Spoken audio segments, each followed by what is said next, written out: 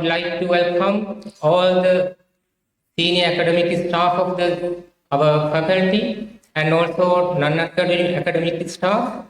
Then, on behalf of our REPA, I would like to invite, welcome our sponsors who have been behind us to grace this event, and also our alumni members who have been with us for this event.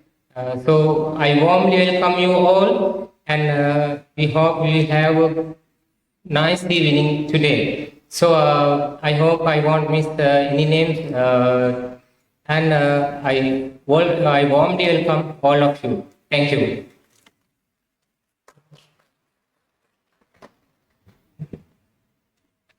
Thank you very much, President of REPA, Engineer Nuan Chamara. Ladies and gentlemen, with a resounding theme, respect the legacy, shape the future. Tonight, we come together, 600 engineers from 21 batches, under one united roof for the very first time in the history of the Faculty of Engineering, along with many more alumni joining us online from around the world. We are also proud to recognize the tremendous support received from our sponsors and overseas alumni. Your presence and the contributions mean the world to us. As REPA completes a successful first year, we look forward to appointing a new committee for the term 2025-26, a fresh chapter in this inspiring journey. Ladies and gentlemen, without further ado, it's time to go down the memory lane. 25 years of legacy, kicked off in the year 2000 and completing 25 years. This is our success story. The Faculty of Engineering at the University of Ruhuna stands as a testament to vision, perseverance, and academic excellence. From its humble beginnings in 1996, when the division was first united, to its upcoming 25th anniversary celebration in 2025, marking its official establishment in 1999, and the first student intake in 2000, the faculty has become a pioneering institution in Sri Lanka's engineering education landscape. The first intake of 100 students was admitted on March 27, 2000, marking the beginning of its. The faculty thrives under the leadership of Prof. Jubilee Sr., producing globally competitive engineers and embracing new frontiers in technology and research. This article traces the faculty's inspiring journey, reflects on its current status, and looks forward to its promising future as alumni and students actively engage in Silver Jubilee activities in 2025.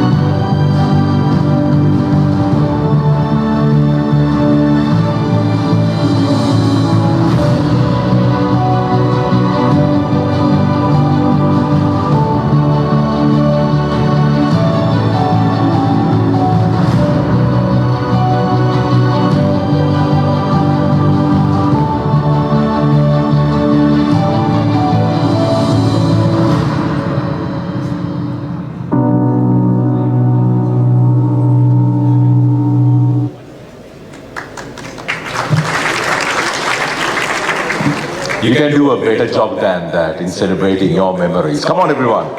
25 years of legacy. It gives me great pleasure to call upon now the patron of REVA, Dean of the Faculty of Engineering, University of Ruhuna, Professor Chaminda Karunasena, to say a few words.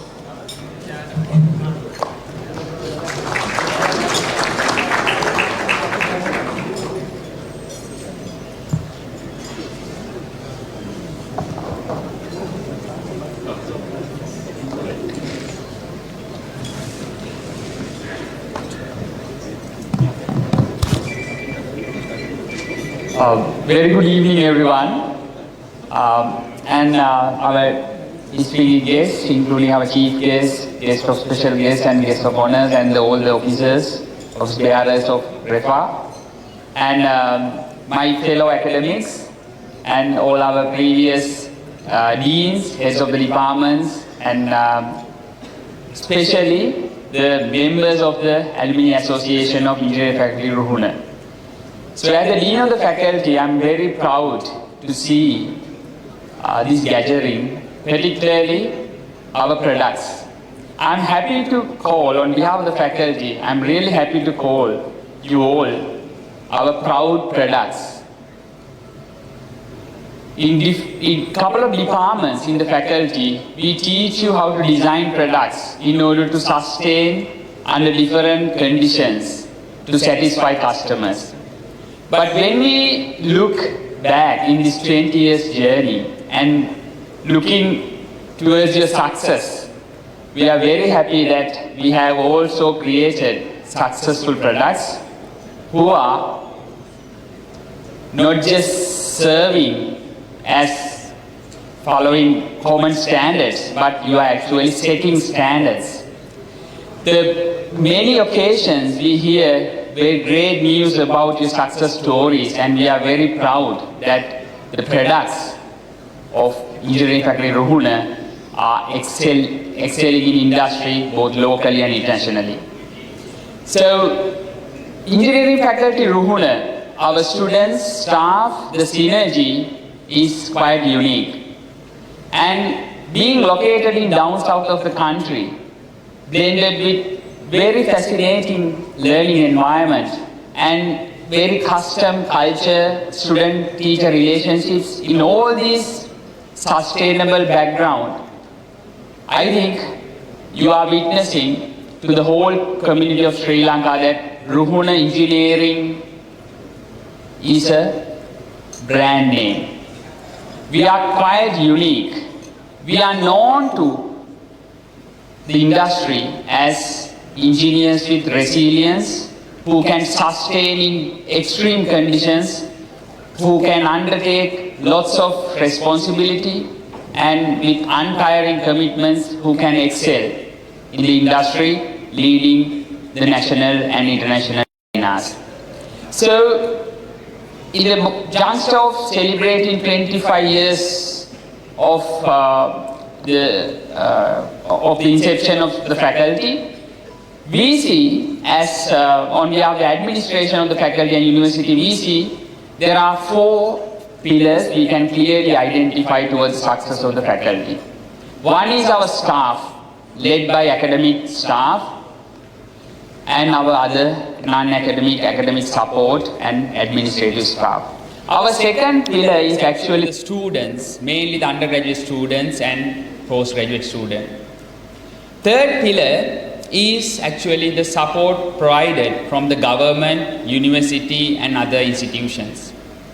And fourth pillar is always the industries and other local and abroad collaborations. But last but not least, I'm privileged to acknowledge our fifth pillar, which is alumni of Faculty of Engineering.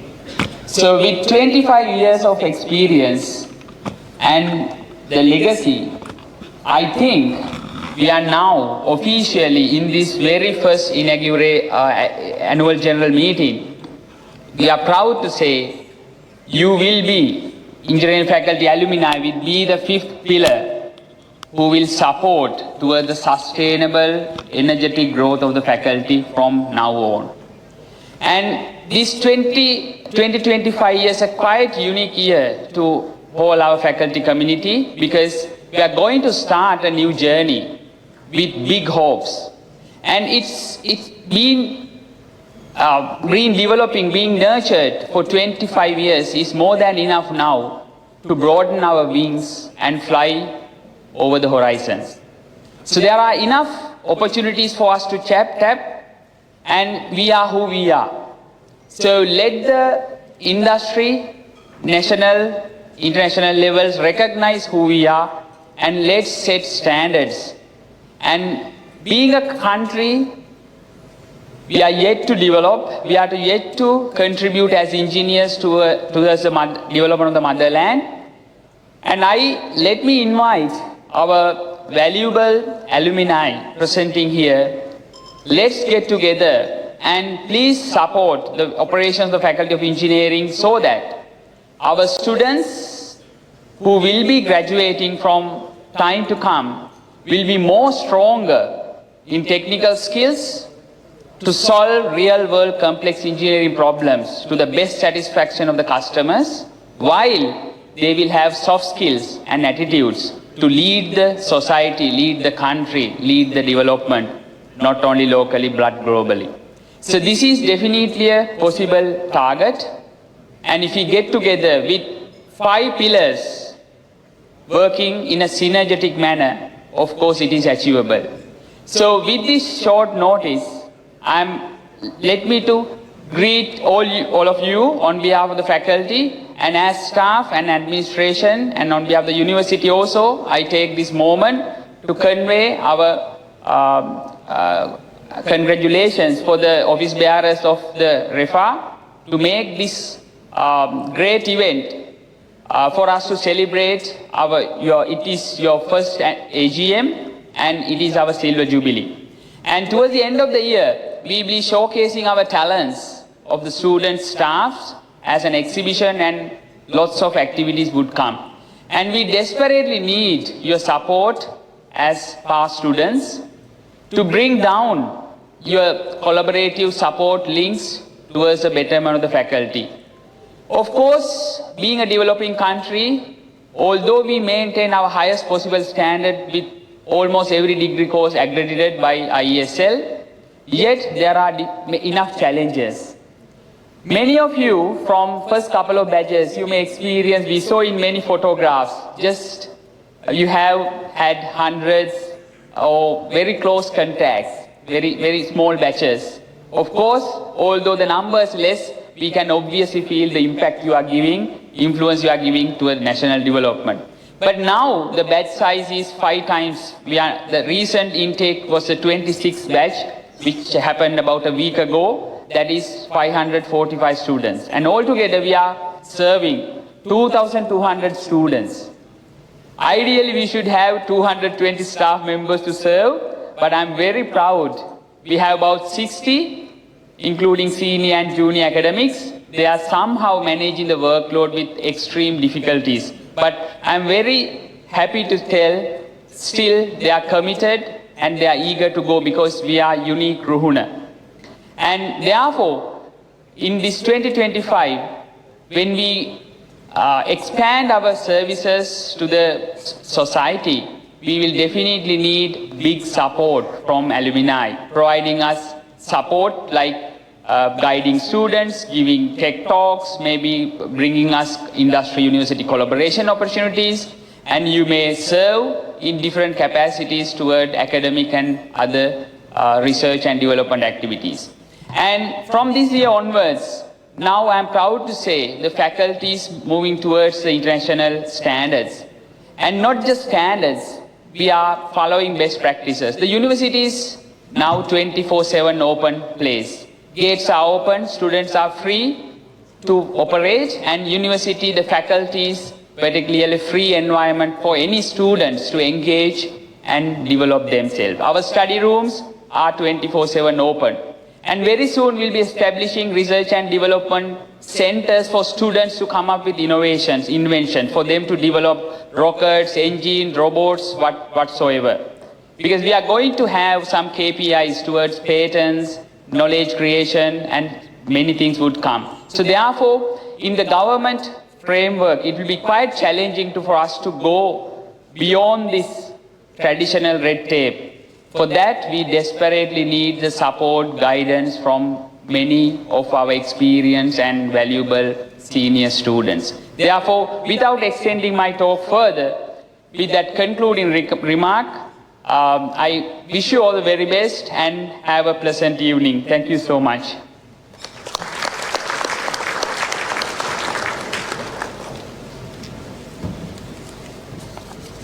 Thank you very much. Ladies and gentlemen, the patron of REFA, Dean of the Faculty of Engineering, University of Ruhuna, Professor Chaminda Karunasena. Next we have our guest of honor, the founding Dean of the Faculty of Engineering, University of Ruhuna, to address all of you. Ladies and gentlemen, please welcome Dr. J. Kirtisena.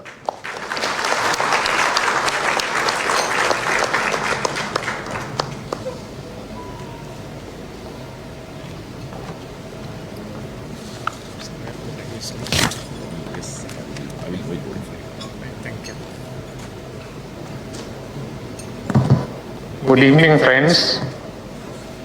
It gives me a great pleasure to see our friends of many, many years. It's like going home for New Year. The New Year is coming soon. You meet your old friends, schoolmates, brothers, sisters. It's the same nostalgic feeling I get when I meet you here. 25 years ago, I first met some of you bubbling with hopes to achieve a great ambition, something that you never expected. The engineering faculty at Apugala was a new adventure for most.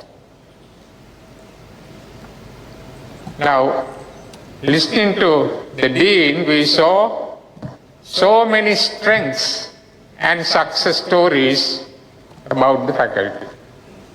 To me, the greatest success, the key behind our success was our curriculum. Curriculum planning, I will say, was the key to success of our faculty. Let me explain why. In 1996, when the Vice Chancellor, Professor Pinnaduge, visited me at Peradeniya and suggested the idea of establishing a faculty of engineering at Ruhuna, I took him around. I was at Peradeniya from 1967, and in that period, 95, 96, we were having eternal student protests, boycott of classes. They were agitating, protesting against something that the faculty introduced as a 10-subject rule. You will be shocked to hear what that rule is. That is, the failure rates were so high, people had 2-3 subjects arrears in the first exam, 2-3 subjects in the second exam. Like that, by the time they come to the final year, they had more than 10 referred subjects. So the results naturally were very poor. People can't aim for honors. Even to pass was tough. Along with those days we had year-end exams.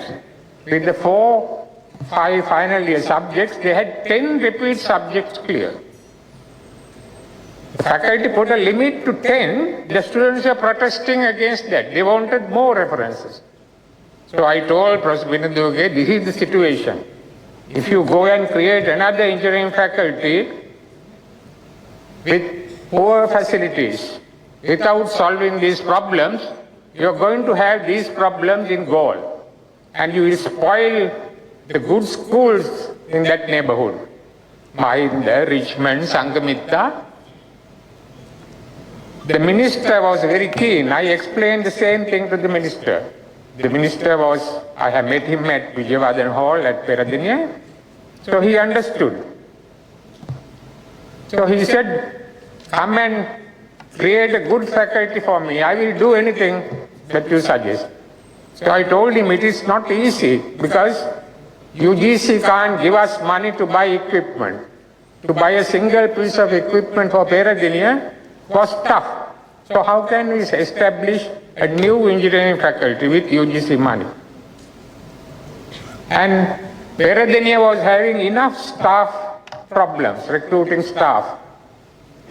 So Ruhuna will have twice as many problems. So I told some things you can try to solve. Give the staff housing. Give their children schools to attract staff. Oh, he said, I'll do that. Then I told him we will have to tailor a new curriculum to eliminate failures. And he said, do anything. Give me a good faculty. So we started with a brand new semester-based modular curriculum to get rid of failures. That was our smart innovation in 1997.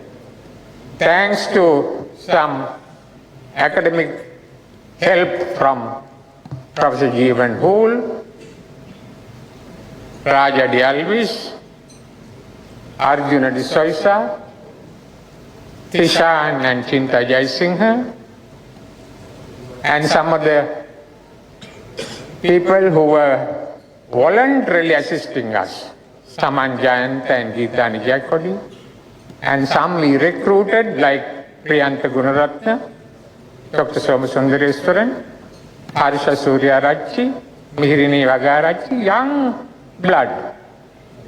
They all got together and tailored a brand new curriculum. No one had experience. When I think back, it was like driving auto cars when we are used to manual gears. But they did so well. They started tailoring the curriculum, planning mid-semester exams, end-semester exams, continuous assessment, quizzes, to relieve the students the pressure of exams. So when we admitted the students in March 2000, 27 March 2000, I told the students, you have no worries about exam failures in this faculty. And they were so relieved. Now they had all the time to enjoy studies, to do projects, to go for honors, things that Peradeniya students couldn't even think of. So that is how we solved that nagging problem. And the students honored my promise. They did better than that by passing at the end of 4 years, graduating with honors. Many of them graduated with honors. And some of them have done PhDs. Some are professors. Some are big, responsible people in the industry today. So I'm happy that our students, mostly rural-based students, as the Dean said, they are resilient. They are ready to persevere. They don't give up easily. So with all the difficulties that we had at the start, we didn't have many books in the library. Our labs were short of equipment. We didn't have many PhDs. But they were willing to accept the challenge and study hard and come up with a true success story. More than everything else, their attachment to the faculty. That is the strength of our rural culture. Like respecting their parents, like respecting their elders, they cared for the faculty. In 2000, we got together and planted trees. And after I retired from Peradeniya in 2011-2012, I got back to Hapugala, and the whole place was beautiful. Those trees were blooming. And today, some of you went and planted 25 more trees. That is the sort of care and affection you have towards this faculty, like your own home. I hope the new students, last week I addressed 545 of the 26th batch. I hope they will have the same affection and same attachment to uplift this faculty. I'm sure the parents who came there were overjoyed to see the faculty kept so beautifully. So I can see what Dr. Chaminda said, that the faculty is on the right path. You are making more innovations, and the alumni are helping us. Everybody who loves the faculty is caring for it, to uplift the place. And I wish RIFA will continue to help and support the faculty.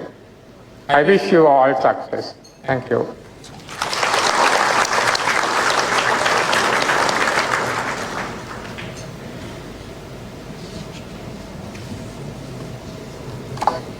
Thank you very much, Dr. Jeevananda Kirtisena, the founding dean, Faculty of Engineering, University of Ruhuna, for those words of utmost expertise and well-wishers.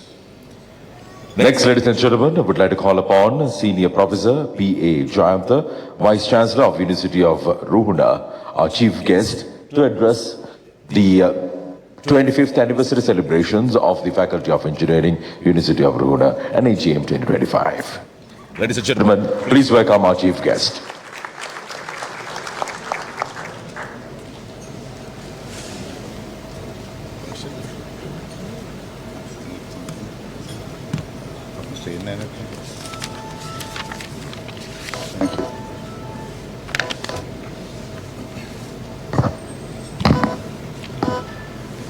Good evening to everyone. Professor Chaminda Karunasena, Dean of the Faculty of Engineering of our university. Dr. Jeevananda Kirtisena, Founding Dean of the Faculty of Engineering.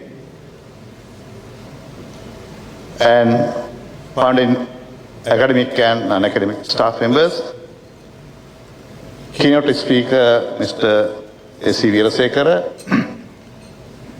heads of the departments, professors of the faculty, academic support, and non-academic staff members of the faculty. Engineer B.N. Chamara, the president of RIFA, and members of the Alumni Association, distinguished invitees and guests, and ladies and gentlemen. It is a great pleasure and an honor for me to be present here as the Vice Chancellor of the University of Ruhuna at the Ruhuna Engineers Jubilee Night. At the time of celebrating 25 years of excellence of the Faculty of Engineering of our university. Faculty of Engineering of University of Ruhuna was established in July 1999 as the third engineering faculty of the government-funded universities after the University of Peradeniya and University of Moratuwa. The first batch of engineering student was enrolled in the University of Ruhuna on March 27 in the year 2000. I am eagerly waiting here today to witness the felicitation and acknowledgement of founding faculty members. I notice that the faculty has produced more than 3,400 capable, qualified and accountable engineers from among the 21 batches of students who have been taking the responsibility of serving in local and international industries and institutions after the completion of their engineering degrees. The 26th batch of engineering students of the faculty was admitted to the faculty around a week ago on 21st of March. The faculty has been demonstrating a tremendous and a remarkable growth in both infrastructure and academic programs of the faculty over the last 25 years. The faculty now enrolls around 540 students when compared to the initial enrollment of 100 students in the year 2000. The academic staff and the non-academic staff with other professionals who have been guided by 8 deans of the faculty up to now have been ensuring that the students receive modern and industry-relevant education throughout this period of 25 years.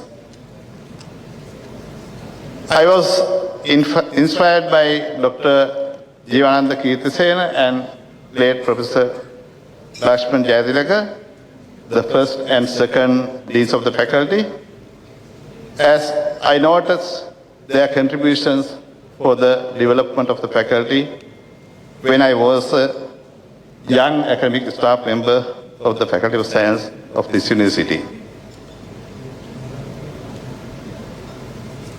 Then I was lucky to work closely with 6 successive deans of the faculty at various forums, mostly within the university, in my roles as head of the Department of Computer Science, as then Dean of the Faculty of Science.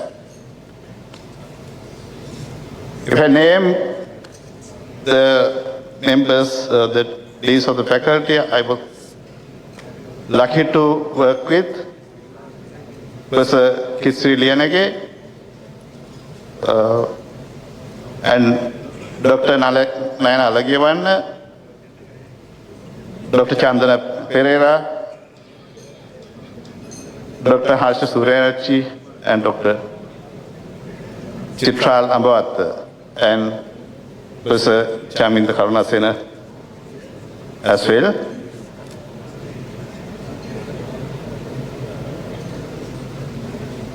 I actually, as a young academic administrator from that 2003, actually, after when the faculty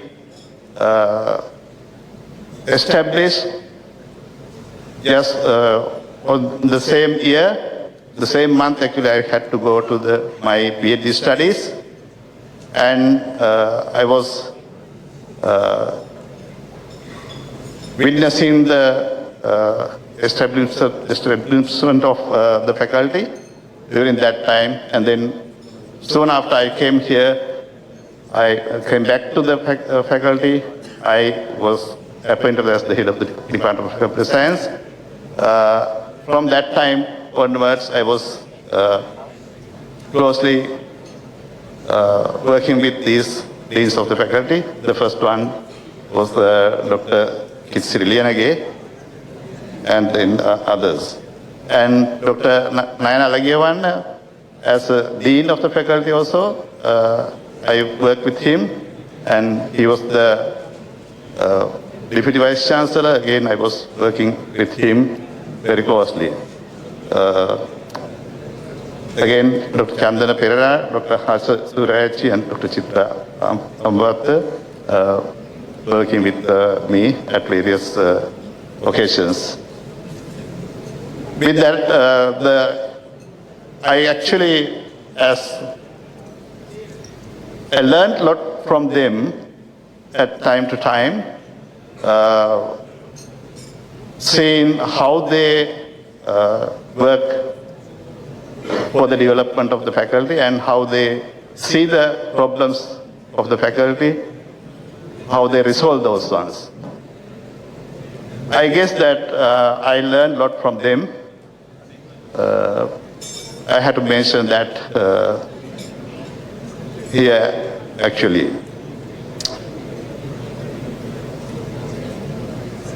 As you know, the Faculty of Engineering now has 6 academic departments, namely the Departments of Civil and Environmental Engineering, Electrical and Information Engineering, Mechanical and Manufacturing Engineering, the recently established one, Marine and Naval Electric Department, and Interdisciplinary Studies Department.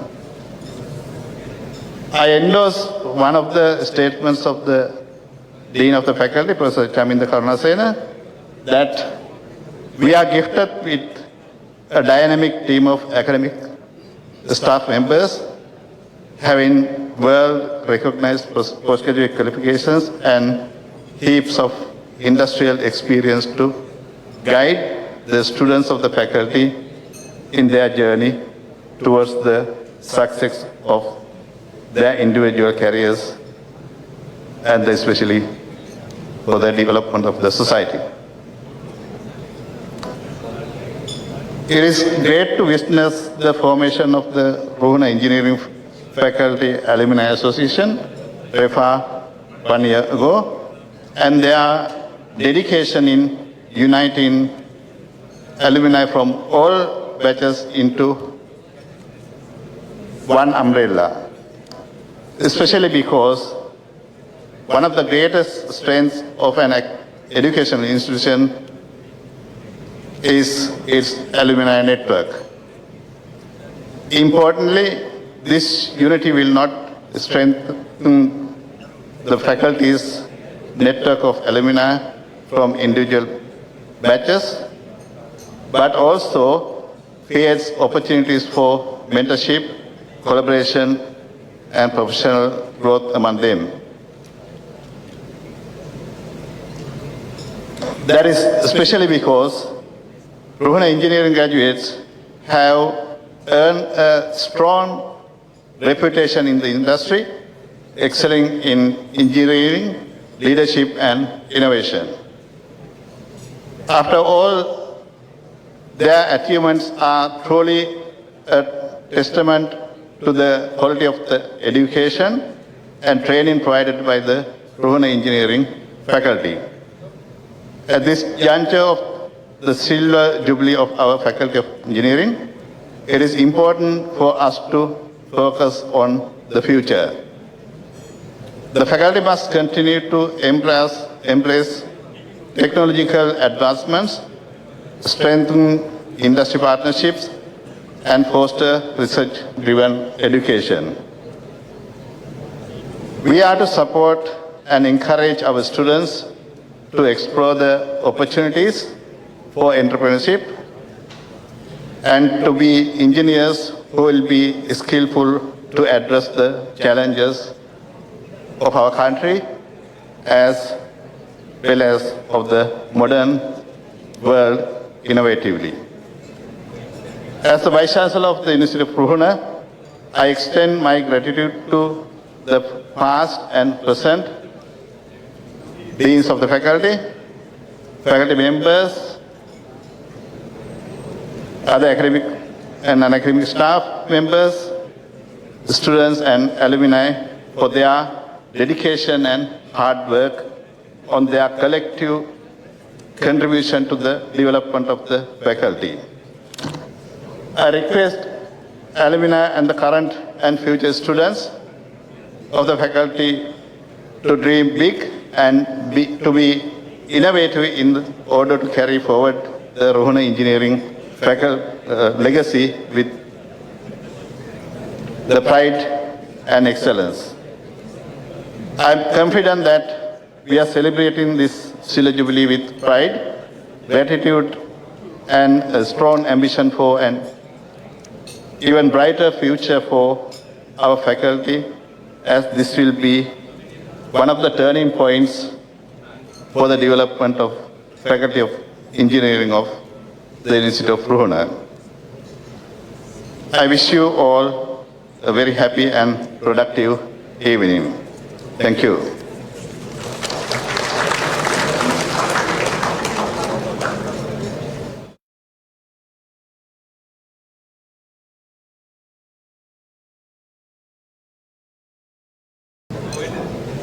Ladies and gentlemen, give it for our chief guest, Senior Professor P.A. Jayanta.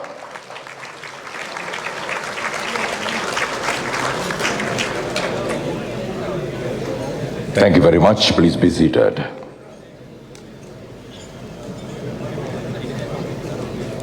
And now we have a member of the first batch alumni, Engineer Janaka Ratnakubara, Chief Operating Officer, Vijay Newspapers, to share his experience as a member of the first batch.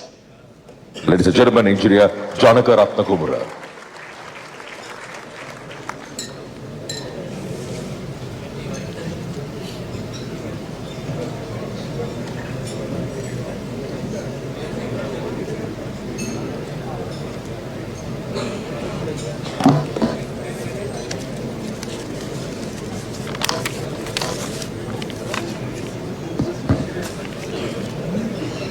Good evening, everyone. I was given only 5 minutes, but I kindly request Rima to give me additional 2 or 3 minutes to complete my speech with very special 3 historical important things. Thank you. Dear Vice Chancellor, the founding dean, Dr. Kirtisena, sir, current dean, and esteemed members of the academic staff, fellow alumni, and distinguished guests and other invitees. Good evening again. It is an incredible honor, a deep emotional moment for me to stand here today as a proud member of the very first batch of Faculty of Engineering at the University of Ruhuna. As we celebrate this remarkable milestone, 25 years of excellence, growth and transformation. Today, I stand before you not only as a product of this prestigious institution, but also as the best CEO of the year 2024 in the Global Business Forum. It was held last month in India. However, thank you. However, the roots of this achievement trace back to the unforgettable journey I began right here from 2000 to 2003 December. Alongside around 100 determined and resilient colleagues from this batch.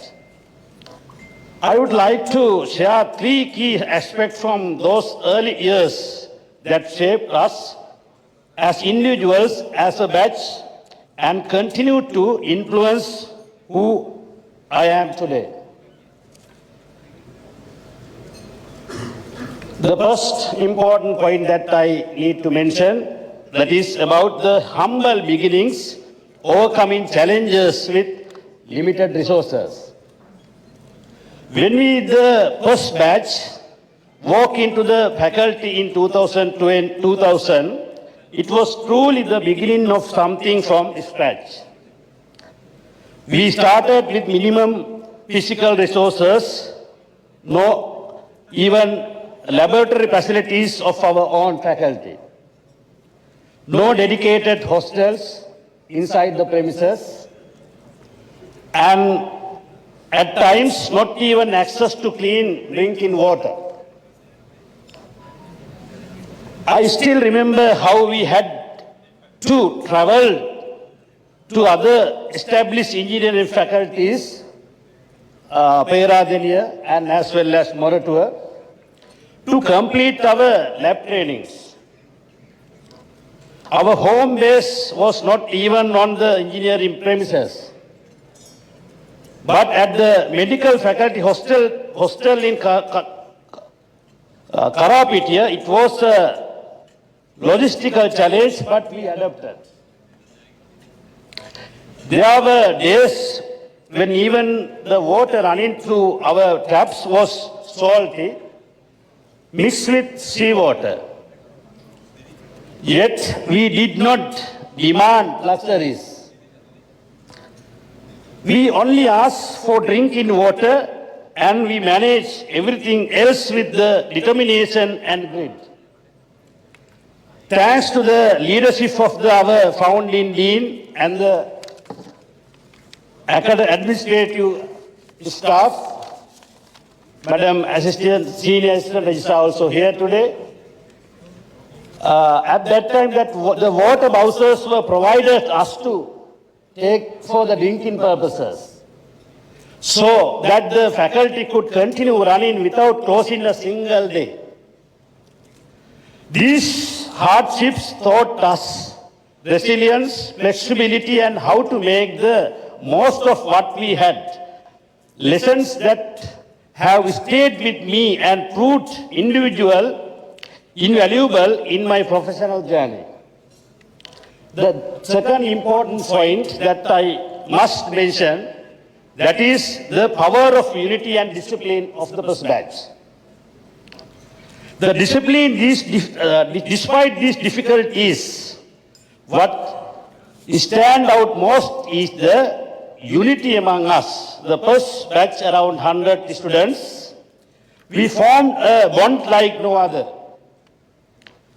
standing together to achieve our common goal of completing our degree in exactly 4 years.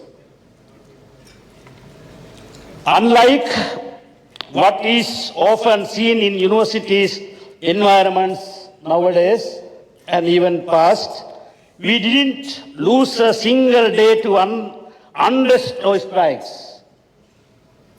We choose to solve problems with maturity and collective responsibility.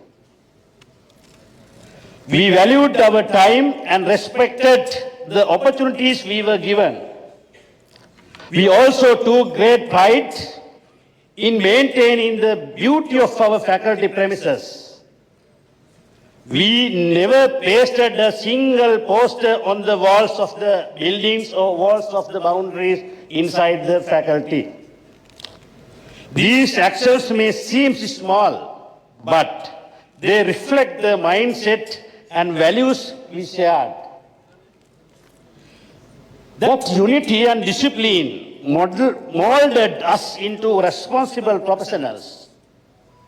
It is this same commitment and collaborative spirit that I carried forward into my career and into the boardroom I walk onto today.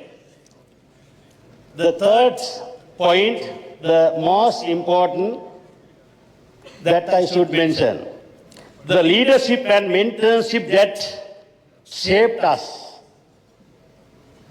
Lastly and most importantly, what I must highlight with the deepest sense of gratitude is the role played by our founding dean, yes sir, and the academic staff. There are few madams and sirs are here. Thank you very much for coming to celebrate with us in our 25th anniversary. The dean was more than an administrator. He was like a father to all of us. His leadership, his vision, and his personal commitment to our well-being and education laid the foundation for everything we have achieved. Our lecturers, too, played multiple roles. Without senior batches ahead of us, it was they who helped us navigate university life, guiding us like elder brothers, sisters, and even as second parents at times. They taught us engineering, but more importantly, they taught us resilience, professionalism, and leadership. The close bond we had with our academic staff is something rare and priceless. It gave us the confidence to navigate the unknown and set the benchmark for future batches. Even today, the lessons I learned from them continue to guide me. Their mentorship played a crucial role in shaping the skills, attitudes, and dedication that helped me to be recognized globally in my field. Ladies and gentlemen, in my conclusion, as I stand here today, looking back at where we started and how far we have come, I feel nothing but pride and gratitude.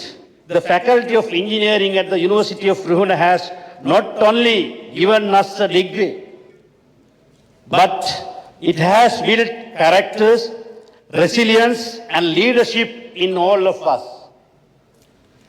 To our dear Dean, the founding Dean, and all distinguished guests, the academic staff, and all those who were part with our journey, thank you very much. Thank you very much again. You have not only built a faculty, you have built generation of professionals who are making an impact across the globe. Congratulations on 25 years of success and inspirations. Here's to many more milestones to ahead. Thank you very much. Thank you, alumni, for giving us a special chance for the first batch.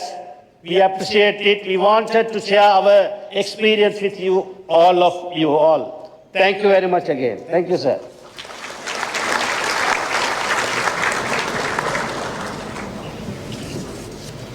Thank you very much. The first batch alumni member, Engineer Janaka Ratnakumara. In line with our theme, Respect Legacy, Shape the Future, ladies and gentlemen, the next segment, the felicitations for the founding faculty members, is dedicated to the remarkable individuals who are part of the Faculty of Engineering at the University of Ruhuna from the very beginning. And these founding members were not only present during the official inauguration, but also at many inauguration ceremonies, also contributed during the early planning stages, laying the very foundations upon which this great institution was built. While only some of them are with us here tonight, we also remember and honor all, including those unable to attend, with deep gratitude. And at this moment, I would like to warmly invite each awardee to the stage and will introduce them by name and contributions, and they'll be accompanied by the REFA alumni member who will present a token of appreciation on behalf of all alumni. I kindly request each awardee also to remain on stage until the final presentation in this group is completed. The awardee, the alumni may return to their seats after handing over of the respective token of appreciation. So we're going to start off with, ladies and gentlemen, the founding Dean of the Faculty of Engineering, University of Ruhuna, Dr. Jeevananda Kirtisena, who will be awarded by Engineer Darshan Ruan of the first batch.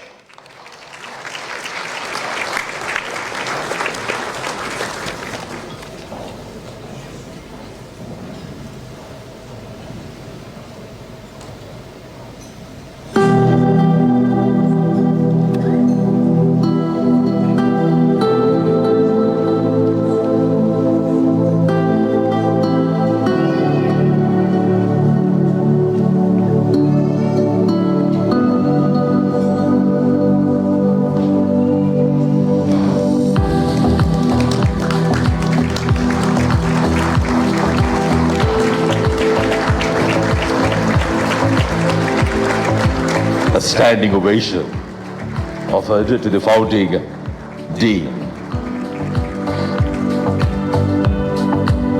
All right. Next, can we have Dr. Harsha Surya Arachi, the founding academic member and the former dean of the Faculty of Engineering, University of Ruhuna, Engineer Suranga Pradeep of first batch. Will do the honors.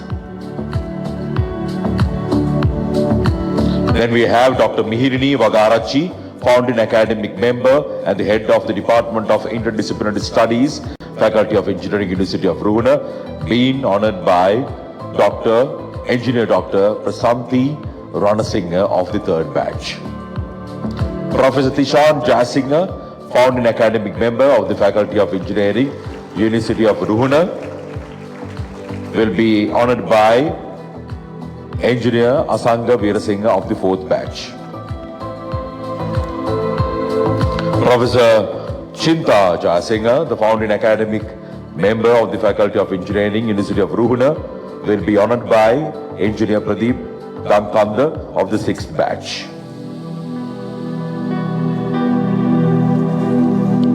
We also have Ms. Kamani De Silva, founding academic member of the Faculty of Engineering, University of Ruhuna, who will be accompanied by Engineer Hasaranga Vidana Papirana of the second batch.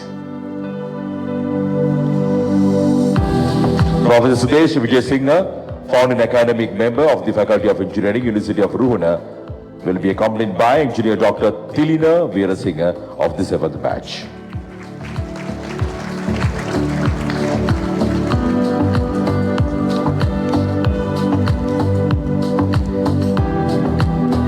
Engineer Daya Mallavarachi, former academic staff of the Faculty of Engineering, University of Ruhuna, will be honored by Engineer Sanjeeva Karyavasam of the fifth batch.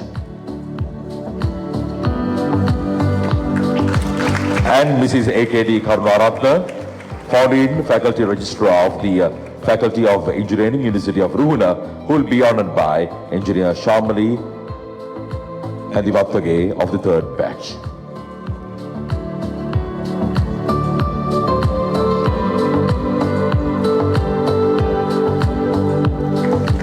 Mrs. A.K.D. Karunaratna.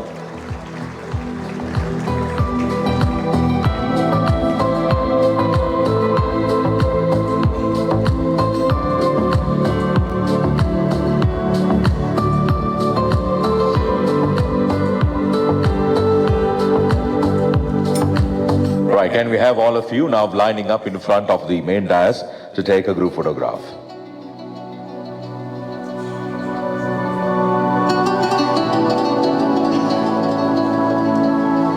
Right, okay, next one we have Professor Kitsiri Renage, former Dean of the Faculty of Engineering, University of Ruhuna, who will be honored by Engineer B.N. Chamara of the second batch. Dr. Chandana Pereira, former Dean of the Faculty of Engineering, University of Ruhuna, who will be honored by Dr. Iromi Ranavira of the 8th batch.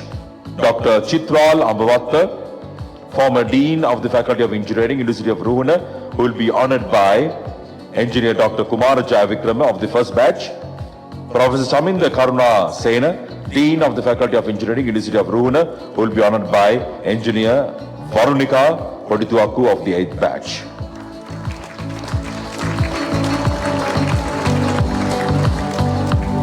Right, next we have the heads of the departments being recognized. We're going to start off with Professor Hemant Jayasurya, former head, Department of Mechanical and Manufacturing Engineering, will be honored by Engineer Sampath Jayashanta of the second batch. Dr. Indika Pereira, former head, Department of Mechanical and Manufacturing Engineering, will be honored by Engineer Tharindu Yahampath of the 16th batch. Dr. Kirti Gunavikrama, former head, Department of Electrical and Information Engineering and the former head of the Department of Interdisciplinary Studies, will be honored by Dr. Supun Lakmal of the 12th batch.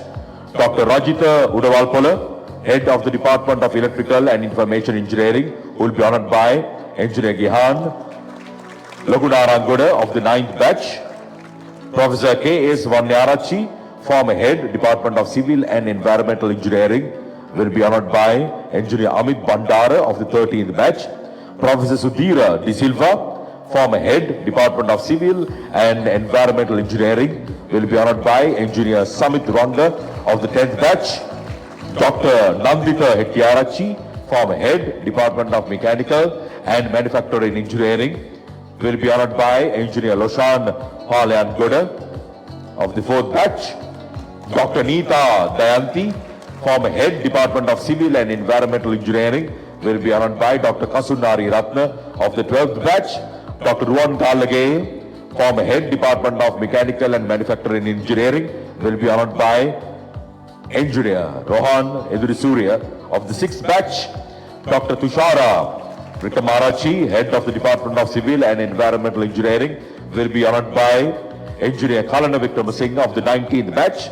Dr. Ruanna Puhami, former head, Department of Civil and Environmental Engineering, will be honored by Engineer Praveen Kumarasiri of the 19th batch.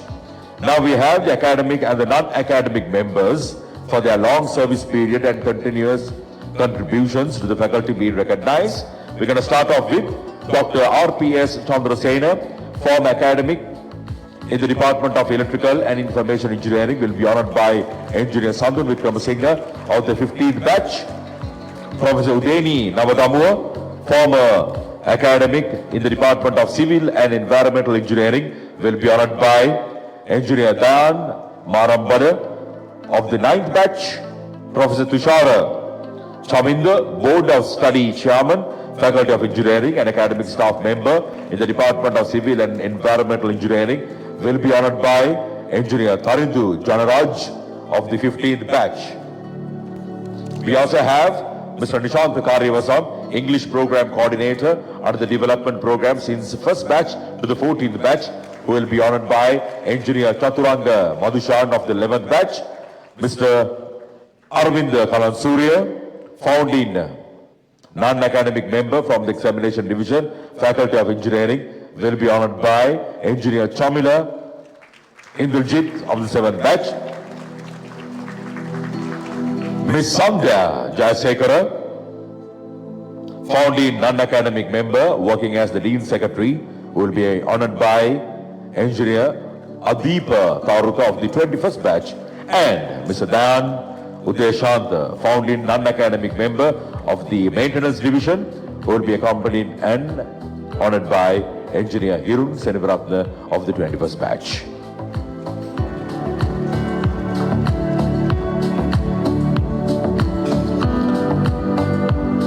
Ladies and gentlemen, whilst we have felicitated the key personnel who have contributed to the development of the faculty, REFA would also like to show our appreciation and gratitude for all the academic and non-academic members who have immensely contributed and still contributing to the faculty's development, especially who are not here.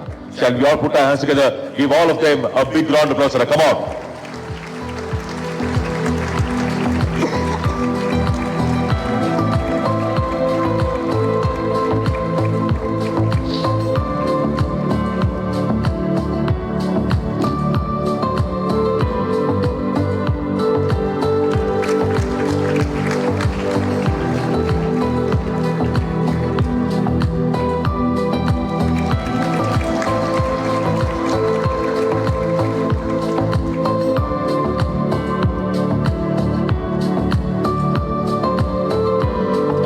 Let's take a group photograph whilst holding our special tokens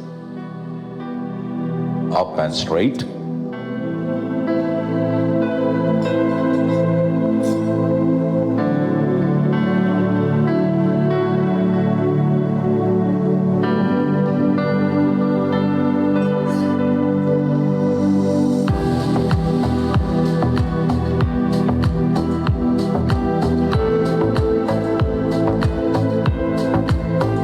Thank you very much, everyone. One more time, a big round of applause. Come on.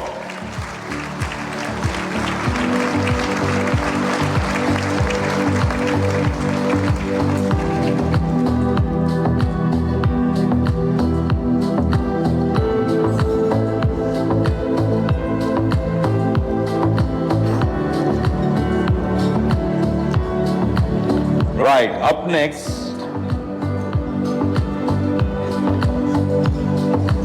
It's all about empowering the future.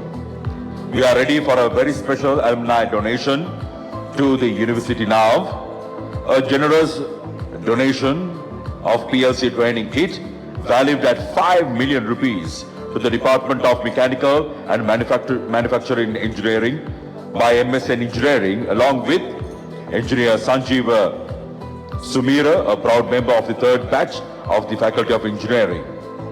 Ladies and gentlemen, I would like to call upon Dean Professor Chaminda Karunasena to step forward, please, to accept this, and the donation will be handed over. Please welcome Engineer Somiruan Bandara and Engineer Indiga Senarath.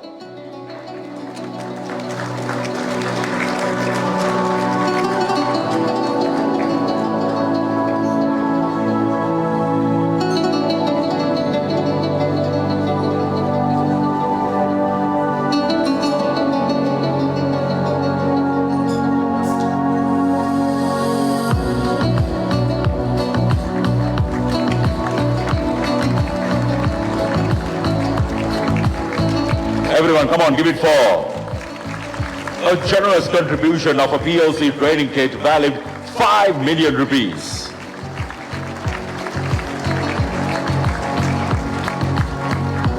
Thank you very much, gentlemen. Please be seated.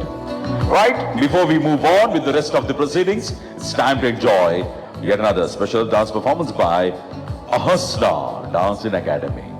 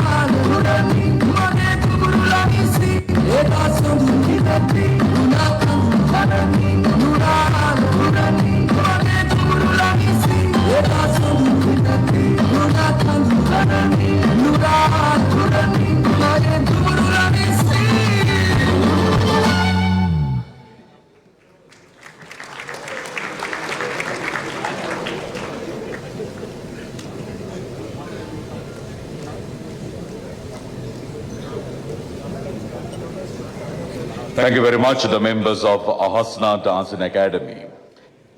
Ladies and gentlemen, our platinum sponsor is Lanka Private Limited, gold, the factory outlet, silver, Senora Civil Engineering, have contributed immensely towards the grand success of this evening's gathering. Now it's time to take a look at some special messages by our sponsors.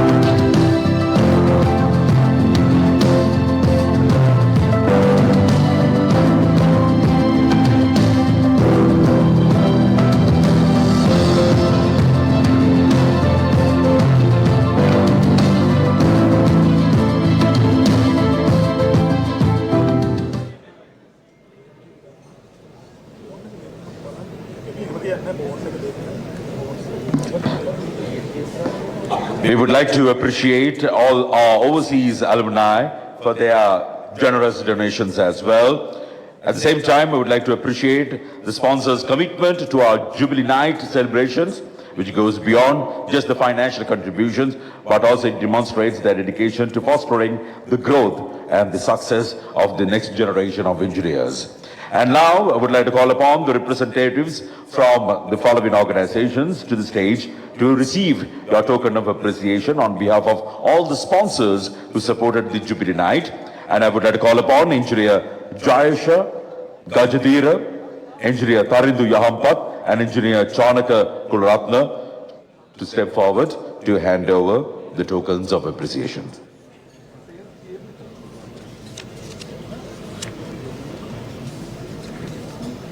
Engineer Gajadira, Engineer Yahampat, and Engineer Kularatna. We are waiting for you. Right, first we would like to call upon the representative of Lord Lanka Private Limited.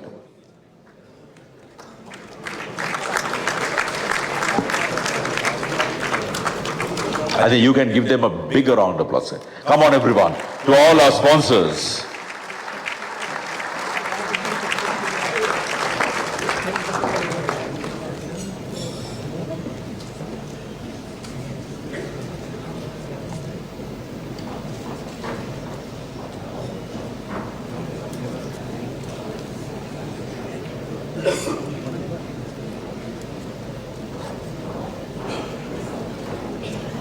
Then we have Senura Civil Engineering Private Limited.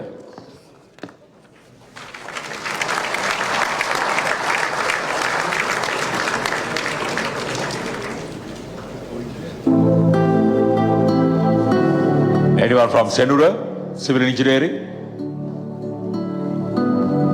Seems not available. We're going to move on to Inci Cement, Sam City.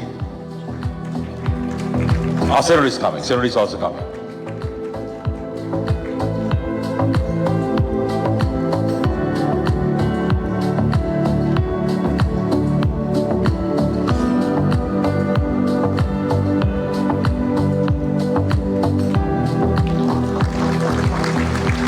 Next we have Inci Cement.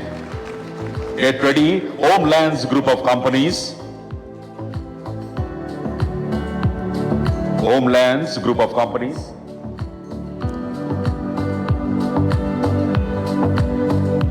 Anyone from Homelands? HSBC Sri Lanka.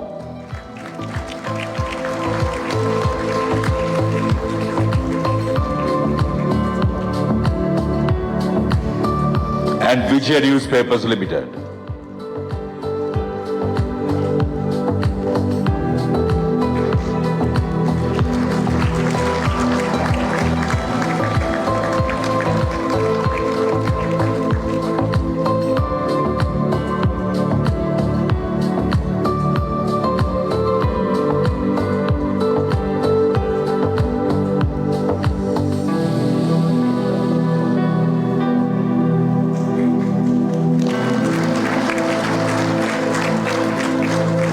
A big thank you to all our sponsors once again. And thank you very much, the presentation party. Right, ladies and gentlemen, with that note, we are ready for our keynote address. To introduce our keynote speaker, would like to call upon the REFA Vice President, Engineer Hasaranga Vidanapathirana.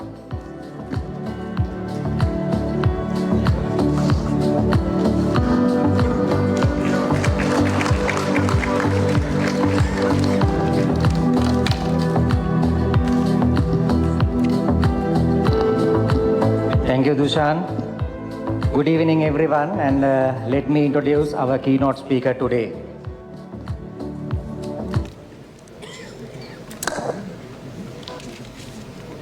Mr. S.C. Veerasekara, business leader, strategic innovator, and industry mentor. Mr. S.C. Veerasekara is a Harvard Business School trained business leader with a proven track record in strategy, innovation, and operational excellence. He holds an MBA from the University of Southern Queensland, Australia, and is currently pursuing a Doctor of Business Administration at the University of Kelaniya, Sri Lanka. His executive education includes programs at National University of Singapore, IIM Ahmedabad, Marcus Evans India, and PIM of the University of Sri Jayawardhanapura. With over 25 years of leadership experience, Mr. Veerasekara serves as Group Director and Chief Operating Officer of the Capital Maharaja Group, overseeing its industrial sector. He leads 4 key businesses: Eslon Lanka, PE Plus, Kevilton Electrical Products, and Kansai Paints Lanka, driving market leadership and business growth. Under his leadership, Eslon has solidified its position as an industry leader, while brands such as Kevilton, PE Plus, Guardian, Vito, Guard N, and multiple building material categories have been successfully developed and expanded. A strong advocate for entrepreneurship, brand excellence, and influencer-driven marketing, Mr. Veerasekara has spearheaded innovative industry collaborations and consumer engagement initiatives, fostering brand loyalty and market expansion. His leadership excellence was recognized early in his career when he was awarded Executive of the Year in 2000, a testament to his impact on the corporate sector. Beyond business, he is a passionate mentor, thought leader, and speaker committed to shaping the next generation of business professionals. He is also deeply devoted to preserving and promoting the well-proven value systems inherited from Sri Lanka's rich history, ensuring that these timeless principles continue to guide and inspire future generations. His expertise in strategic growth, innovation, and leadership development makes him a highly sought-after figure in Sri Lanka's corporate landscape. So I cordially invite Mr. S.C. Veerasekara to deliver the keynote speech for the day. And also I would like to request from you, if you don't mind, you can switch to mother tongue so the viewers can, the listeners can get more out of your speech. Thank you.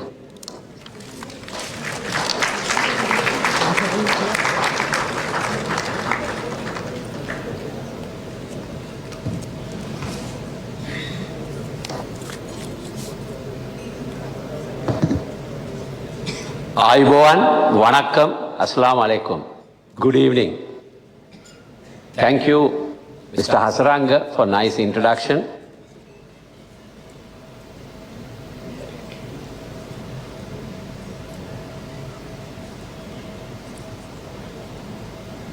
Esteemed Vice Chancellor, former Vice Chancellor, professors, doctors, and engineers. He said that I must speak in mother tongue, which I am very happy to do because I'm someone who advocate to use the mother tongue so that we can emotionally connect than we do it in any other foreign language that makes only a rational connection. What do I mean by emotional connect? If I ask you one question, can someone explain to me in English the meaning of kakkuma? The single terminology in Sinhala we commonly used in our day-to-day life, kakkuma. Daru kakkuma, sahodara kakkuma, demaupiya kakkuma, rata gana kakkuma, jatiya gana kakkuma, parisare gana kakkuma. Can someone tell me, whoever got highly educated in foreign languages, especially in English, one word that would clearly explain the terminology that we used in Sri Lanka, the kakkuma?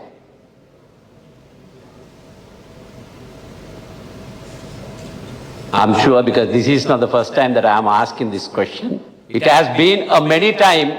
The most of the highly educated who had been thrived in literature could not find a word that could describe Kakkuma in English.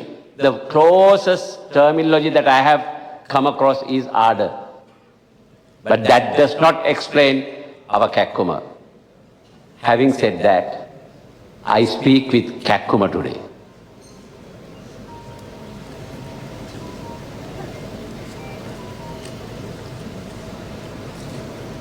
මට පොඩි ප්‍රශ්නයක් පළමුවෙන්ම අහන්න තියෙනවා. මේ මොහොත වෙනකොට අපි කොච්චර වේගයකින් ගමන් කරනවද? මේ ශාලාවේ ඉන්න සියලුම දෙනා මේ මොහොත වෙනකොට කොතරම් වේගයකින් ගමන් කරමින් සිටිනවද? කාටද කියන්න පුළුවන්ද? මොකද අපි ඉංජිනේර්ස්ලා ඉංජිනේරින් කරනකොට ගොඩනැගිලි හදනකොට පාරවල් හදනකොට පාලම් හදනකොට අපි කොයිතරම් වේගයෙන් ගමන් කරනවද කියන එකත් අත්‍යවශ්‍ය වෙනවා. එහෙනම් අපි කොයිතරම් වේගයකින් මේ මොහොතේ ගමන් කරනවද? කවුරු හරි කියන්න පුළුවන්ද?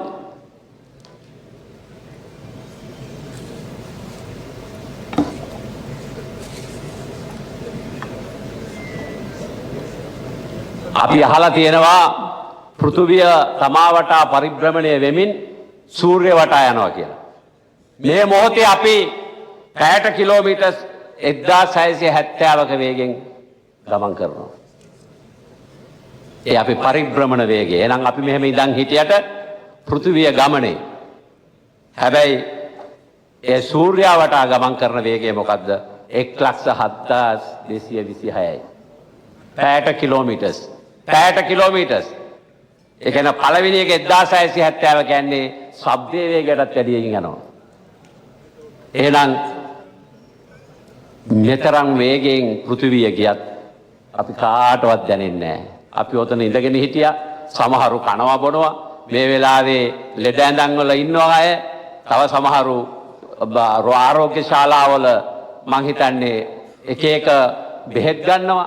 සමහරු නිදාගෙන ඉන්නවා. කිසි කෙනෙකුට මේ පෘථිවි මාතාව අවහිරයක් වෙන විදියට කටයුතු කරන්නේ නැහැ. එහෙනම් අපි ඉංජිනේර්ස්ලා හැටියට මා හිතන්නේ අපි හැම වෙලාවෙම කැක්කුමක් ඇතුව වැඩ කළ යුතුයි. කැක්කුමෙන් වැඩ කළ යුතුයි. මේක මේ ඔළුවේ කැක්කුම, කකුලේ කැක්කුම, බඩේ කැක්කුම නෙමෙයි. මේක මේ තියෙන්නට ඕනේ අප තුල අපි කරන හැම දෙයක්ම මුදලට සීමා නොවි යම්කිසි තේරුමක් ඇති වැඩක් කරන්නට ඕනේ. පහුගිය දවසක මගේ මිත්‍රයෙක් ඉන්නවා ඊටාම ජ්‍යෙෂ්ඨ ඉංජිනේරු මහත්මයෙක්. ඊටාම ආදර්ශමත් චරිතයක්. එතුමා මට කියනවා එයා යනකොට එයාගේ මිත්‍රයෙක් පාරක් හදන තැනක ඒ පාරේ වැඩ කරගෙන හිටියා. ඒ පාරේ වැඩ කරගෙන ඉන්නකොට එයාට දීලා තිබුණු ඇස්තමේන්තුවට අනුව වැඩ කරගෙන යද්දී එයාට අහුවෙනවා බෝක්කුවක් කඩා වැටලා තියෙනවා. ඒ කඩා වැටුණු බෝක්කුවට උඩින් තාර දාලා වැඩ නිම කරන්නයි තියෙන්නේ. හැබැයි කඩා වැටිච්ච එක ඇස්තමේන්තුවේ නෑ. එතකොට මේ යාළුවා මේ අනිත් ඉංජිනේරු මිත්‍රයාගෙන් අහලා තිනවා දැන් මොකද කරන්නේ?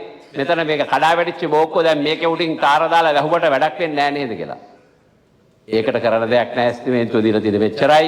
ඔන්න ඕක වහලා අපි තාර දාලා යන් කියලා. කැක්කුම නැතිකම. දැන් ඊළඟ පාර මොකද්ද වෙන්නේ? එක වැඩේ දෙක වෙනවා. දැන් ඊළඟ පාර ආපුවම අර දාපු තාරත් කඩලා ඊට පස්සේ එතන මොන හරි තව මං හිතන්නේ ඔයක පස්සේ තමයි සාමාන්‍යයෙන් විදුලි බල මණ්ඩලයෙන් හරි අපේ ලංකාවේ ටෙලිකොම් එකෙමුත් මෙතන ඉන්නවා මං හිතන්නේ. ඒ අය ඇවිල්ලා කණු හිටවන්නේ. දැන් ඒ කණුත් හිටවලා අර ලයිට් රැහැනුත් ඇදලා සමහරට වතුරක් දීලා ඔක්කොම ඉවරනම් පස්සේ ආයි කඩන්න වෙනවා. මොකද බෝක්කුව යටින් අර පාර දෙදරලා ආපහු කඩා ගන්නවා. එහෙනම් මම ඒකයි කියන්නේ අපි හැමදාම හිතුවේ නැන ගැන. වර්තමානයේ අපි වැඩිපුර කාලය යොදන්නේ අපේ නැනවත්කම වැඩි කරගන්න. හැබැයි අපේ පැරන්නෝ, අපේ ගැමියෝ එදා ඉඳලා අපිට හොඳ පණිවිඩ දීලා තියෙනවා. හැබැයි මේවා හනමිටි අදහස් කියලා, මේවා නූගත් කියලා, මේවා ගැමියෝ කියලා අපි අද කුණු මුල්ලට විසික් කරගෙන යනවා. මොනවාද ගැමියෝ කිව්වේ? එදා ඒ කවි පොත්වලට අද සිරික් මල්දම කියවපු කෙනෙක් නැහැ. අද සකස් කඩේ කියවපු කෙනෙක් නැහැ. සිංහල භාෂාව දන්නේ නැහැ. ඒ නිසා කැක්කුමකුත් නැහැ. පින්මද පුතුන් 100ක් ලදුවත් නිසරු ගුණ නැන බෙලෙන් යුතු පුතුමය ඊතාගරු එක පුන් සඳෙන් දුරු වෙයි ලොව ගනාඳුරු නෙකතරු රැසින් එලෙසට නොම වේදුරු දරාරුම් කවියක්.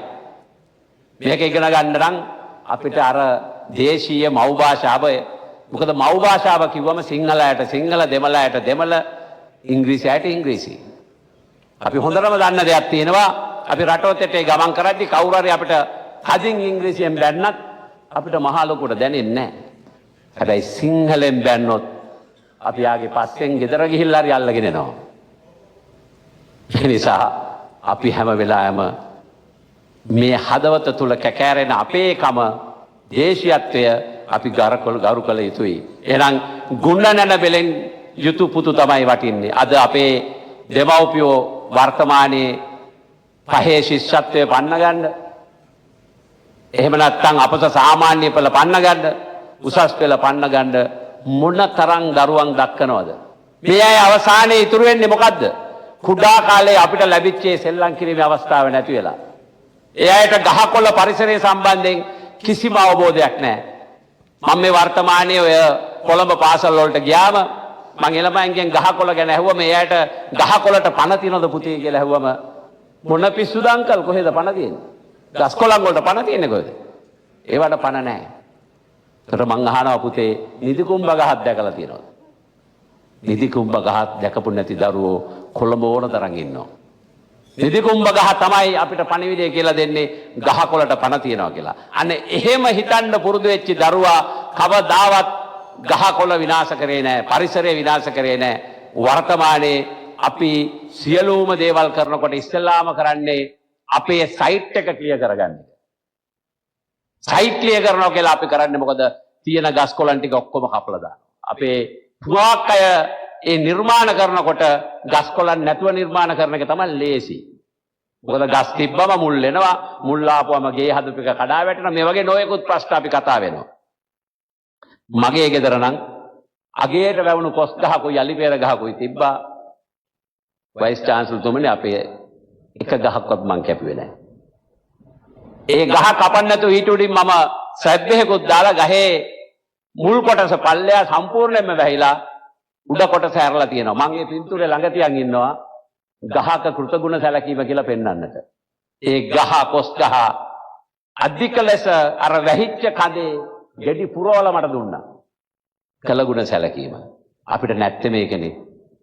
අපි ගස් වලට අපි ගැන හිතන දේ අපිට ගස් ගැන හිතෙන්නේ නැහැ. ඉතින් ඒ නිසා මම හිතන්නේ මේ අපි කරන හැම වැඩකදීම අවම වශයෙන් පරිසරයට හානි නොකළ යුතු වෙලාවක පුළුවන් තරම් හානිය අවම වශයෙන් පාවිච්චි වෙන විදිහට අපි වැඩ කළ යුතුයි කියන එක අපේ කැක්කුම තුල අපි නිර්මාණය කළ යුතුයි. ඊළඟට අපි කතා කළ යුතු තියෙනවා අපේ මහා වංශය කියලා පොතක් තියෙනවා. මේ පොතේ 37 වෙනි පරිච්ඡේදයෙන් පස්සේ අපි ගැන කතන්දරයක් නැහැ. එතනින් යාට ඒක චූල වංශය වෙනවා. මොකද හේතුව ඒ කතන්දරේ මහා වංශයේ නිමා වෙනවා අපේ නොයෙකුත් හේතු නිසා. ඒ නිසා මේ රටේ අපි ගැන දන්නේ නැහැ. දැන් ඇත්තටම අපි හොඳටම පේන දෙයක් තමයි අපි ඔක්කොම ඇඳන් ඉන්නේ අපේ ඇඳුම නෙවෙයිනේ. අපි කන්නේ අපේ කෑම නෙවෙයිනේ. අපි ගෙවල් දොරවල් හදන්නේ අපේ විදිහට නෙවෙයිනේ. දැන් අපි අපේද? අපිත් අපේ නෙවෙයිනේ. එහෙනම් ඉතින් ඕන එකක් උනා වෙයිනේ. අපිට මොකෝ? මේකනේ දැන් ක්‍රමවේදය. දැන් බහුතරයක් මේ ඉංජිනේරු මහත්තුරු මේ මට හරි සන්තෝෂයි අද ශාලාව පිරෙන්න 500කට එහා ඉංජිනේරු මහත්තුරු ඉන්නවයි කිව්වම. හැබැයි තව මේ රටෙන් එළියට ගිය ඉංජිනේරු මහත්තුරු කොච්චරද? අපි මේ දෙපා අල්ලලා වඳින්න ඕනේ අපේ මේ අර හිටපු කුලපතිතුමන්ට.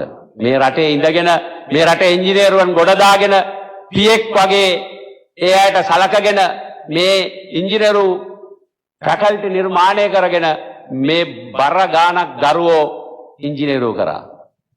එතුමා බැරි වෙලාවත් එදා තීරණය කරා නම් තේරාදෙනියෙන් පස්සේ මට ඇති මාත්‍යයන් ඕන පිටරටක පදිංචි වෙන්න කියලා අද ඔය ෆැකල්ටිය තමුන්නාන්සලාට නැති වෙනවා. එහෙනම් මතක තියාගන්න කැක්කුම තිබිය යුතුයි අපිට. මේ රටේ ඉපදිච්ච දවස් ඉඳලා මහා පොළවෙන් වැවිච්ච ගහකොළෙන් තමයි අපි අඩි 5ක් 6ක් උස ගියේ. ඒ පොළවේ සාරයෙන් තමයි ඒ ගහකොළේ මුල, දල්ල, කොළේ, මල, ගෙඩිය ඔක්කොම හැදුනේ. මේවා කාලා තමයි අපි මේ උස මහත් උනේ. ඊළඟට අධ්‍යාපනය. මේක අර දුප්පත් මිනිස්සයා ගන්න තේකොළ ටිකෙන්, සීනි ටිකෙන් දුන්න අර බදු වලින් තමයි අපිට නිදහස් අධ්‍යාපනය ලැබුණේ. ඊළඟට අපි නිදහස් සෞඛ්‍ය ක්‍රමයෙන් තමයි බහුතරයක් ලැබුණේ. අවසානයේ රට පොඩ්ඩක් වැටෙනකොට අපි මොකද්ද කරේ? හිමින් සීරුවේ බලනවා කොහෙද අපිට යන්න තියෙන රට කියලා බලලා මෙහෙ අර දෙමව්පියෝ මහන්සියෙන් ඉතුරු කරලා හම්බ කරපු දේපලක් තියෙනවා නම් ඒකත් විකුණලා ඒකටත් අපි විදේශ මුදල් හොයාගෙන අපි රටින් යනවා. ආයි එන්න නම් නෙවෙයි යන්නේ. මේ රට අමතක කරලා. මම ওই පිට රටවල් වලට ගියාම ඕන තරම් මට හම්බෙලා තියෙනවා ලාංකිකයි කියලා බැලු බැලමට පේන අය. අපිව දැක්කේ ගමන් එයාලා ඒ රටේ භාෂාවෙන් කතා කරන අය. හරිම ශෝචනීය තත්ත්වයක්. කැක්කුම නැතිකම නිසායි මෙහෙම අපිට වෙන්නේ. තමන්ගේ මවට පියාට අසරණ වෙච්ච වෙලාවක ඔවුන්ගේ කනකර ටිකත් අරගෙන ඔවුන්ගේ දේපලත් අරගෙන රට යන්න තරම් අපි නීච වුණේ කොහොමද? කවුද අපේ වටිනාකම් ටික හොරාගත්තේ? කවුද අපව මේ තත්ත්වයට දැම්මේ? අද ලෝකයේ තියෙන දැවැන්ත ආයතන වලට ශ්‍රී ලාංකිකයන් තමයි ගන්නෙ. ඉතාම දක්ෂ ඉංජිනේරුවෝ මේ රටේ ඉඳලා තියෙනවා. සිමෙන්ති නැති කාලෙක ඔය ක්‍රේන් නැති කාලෙක ගඩොල් වලින් එක තියලා රුවන්වැලි සාය, තූපාරාමයේ, අභයගිරිය හදලා තියෙනවා. අදත් ඒවා සුරක්ෂිතව තියෙනවා අවුරුදු 2000කට පස්සේ. මොකද්ද මේ ඉංජිනේරු තාක්ෂණය වණන්? ඊළඟට බලන්න යෝධ ඇල 70කට තියපු බැස්ම කොහොමද? අද අපේ කෙනෙකුට වැහි පිහිල්ලක් අඩි 13ක වැහි පිහිල්ලක් ගහගන්න බෑ මැද වතුර. නෑ කියනවා නම් කවුරු හරි මට කියන්න අපේ තාක්ෂණය කොහෙද ගියේ කියන එක. යෝධ ඇල හදන්න පුළුවන් අපේම ඉංජිනේරුවෝ අද අපේ ඒ පුහුණුව දීලා අපි බාසුන්නේ කෙනෙක් දාලා උඩට යවුවම එයා දන්නේ වැහි පිහිල්ල කෙලින් ගහගන්නේ කොහොමද බෑවුම තියලා කියලා. නූල් ඇදලා ඒ ටික කරගන්න බෑ. අද බලන්න අපේ අර රන්මසු වෙන කියලා එකක් තියෙනවා අනුරාධපුරේ. මම දන්නේ අහලා තියෙනවද කියලා හුඟක් අය. තාරකා විද්‍යාව උපයෝගී කරගෙන තමයි බහුතරයක් නිර්මාණ කරලා තියෙන්නේ. තාරකා විද්‍යාව හිතා ගන්නවත් බෑ අපිට කොහොමද ඒ කාලේ මිනිස්සු ඒ කියන්නේ මේ 4 වෙනි සතවර්ෂයේදී මේවා සිද්ධ වෙන්නේ. මේ ඊයේ පෙරේදා නෙවෙයි. 4 වෙනි සතවර්ෂයේදී තාරකා විද්‍යාව පාවිච්චි කරලා නිර්මාණ කරනවා අපේ ඉංජිනේරුවෝ. අද අපිට හිතා ගන්නවත් බෑ කොහොමද කරේ කියලා. මේ පුංචි ලංකාවේ අනුරාධපුර දිස්ත්‍රික්කයේ හිටපු ඉංජිනේරුවෝ මේවා කරා නම් අපිට මොකද වුනේ? අපි අද සියල්ලම පිටින් එනකම් බලන් ඉන්නවා. ඊළඟට ඒ විතරක් නෙවෙයි ඒ අය වෝටර් කර්ටන් එකක් එහෙම නැත්නම් වතුර තිරයක් ඔය රන්මසු වෙන බලන්න ගිය කෙනෙකුට බලන්නට පුළුවන් රජවරුන්ට භික්ෂුන් වහන්සේලාට ස්නානය කිරීම සඳහා අවශ්‍ය තැන් හදලා තියෙනවා වෝටර් කර්ටන් වලින්. වෝටර් කර්ටන් එකක් දාපුවාම පෞද්ගලිකත්වයේ රැකෙන විදිහට කෙනෙකුට එහා මෙහා පේන්නේ නැති වෙනවා. අද අපිට වෝටර් කර්ටන් එකක් ලංකාවේ හදන්න බෑනේ. අපි ඉංජිනේරු තාක්ෂණයේ දියුණු වුණාට ඒවා මේ පිටරටින් ගෙනල්ලවත් අපි මේ අර ලස්සනට දාගන්නවා සමහර විට කාර්යාලවල එහෙම ඒකත් බොහොම අමාරුවෙන් තමයි පිටින් ගෙනල්ලා හයි කරගන්නේ අපි. ඉතින් එතකොට අපි සම්මත වලට හිර වෙච්ච જાතියක්. අපි හැම දෙයක්ම එදා අපිට කියලා දුන්නා මනින්න ඕනේ හැටම්ම වලින්, මනින්න ඕනේ යාර වලින්, බර කිරන්න ඕනේ රාත්තල් වලින්, අමුස වලින් කියලා. අපි ඒ සම්මත ඉගෙන ගත්තා. අපේ දුවදරුවන්ට ඉගෙනුවා, කටපාඩම් කෙරෙව්වා. හැටම්මකට කොච්චරක්ද, අමුස කීයක් රාත්තල්ද කියලා අපි කතා කරා.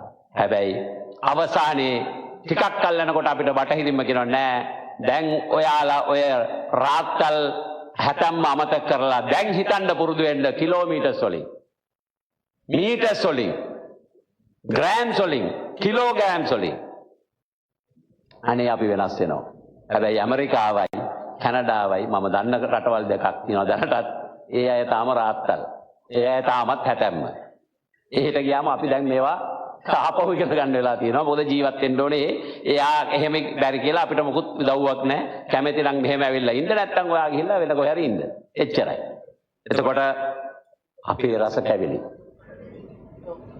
අනේ කුලපතිතුමනි, හොඳ කැවුමක් ආපු කාලයක්වත් මතක නැති වෙයිද නේද? ඇයි මොකද හේතුව? අපි පරණ අම්මලා ටික මැරලා ගියා කැවුම් හදපු. දරුවෝ කැවුම් හදන්න කැමති නැහැ. මොකද දරුවෝ කැමති ටිකක් පොෂ් වෙන්න. එඳ පොෂ් වෙනකොට මේ ගොඩේ කැවිලි හැදුවොත් වැඩේ අපිට හොඳ නැහැ. ඒ නිසා පාරේ තියෙන කැවිලි ගඩෙන් කැවිලි ගෙනල්ලා තමයි අද දරුවට ඉඳුල් කට ගන්න. ඉඳුල් කට ගාපු දරුවට දෙන කැවිලි මොන ජහජරාව තියනවද අපි දන්නේ. අපි ඉන්දියාවේ ගියාම ඉන්දියාවෙන් එළියට එනකොට ඉන්දියාවේ ගුවන් තොටුපළේ තියෙනවා කිරි වලින් හදපු කෑම. කිරි ಜಾති වලින් එක එක හදපුවා. රස කැවිලි, පැණි රස කැවිලි. අනේ කුලපතිතුමා ඒවා ලංකාවේ ගෙනල්ලා දවස් දෙකක් තියාගන්න බෑ. ඒව නරක් වෙනවා. ඒවා දාන්න ඕනේ අපි ෆ්‍රිජ් එකක් ඇතුළට කූල් වෙන්න දාන්න ඕනේ. ශීතකරණයක් ඇතුලේ බහලන්න ඕනේ. හැබැයි මම මේ රටේ දැවැන්ත අය කීප දෙනෙකුටම කිව්වා, දේශපාලනින් ඉහළම අයට මම කිව්වා, ඇයි අපේ අග්ගල එකක් උඩ බැලුම් අපේ අතිරස එකක් මුට්ටියක දාලා කිතුල් පැණි ටිකක් දැම්මොත් මාස 3-4ක් තියාගන්න පුළුවන්. අපේ පරන්නෝ ඒවා දුමේල්ලලා තියාගත්තා සමහර ඊළඟ අවුරුද්ද වෙනකම්. අපේ අග්ගල එකක් සති 2-3ක් කිසි කරදරයක් නැතුව තියාගන්නට පුළුවන්. මේවා පම්පෙට්ටියක ලස්සනට අහුරලා එහෙම නැත්නම් මුට්ටියකට දාලා ලස්සනට ඒවා පින්තූර ඇඳලා අපේ ගුවන් තොටුපළේ තිබ්බොත් මෙහෙන් එළියට යන අය අරන් යන්නේ නැති වෙයිද?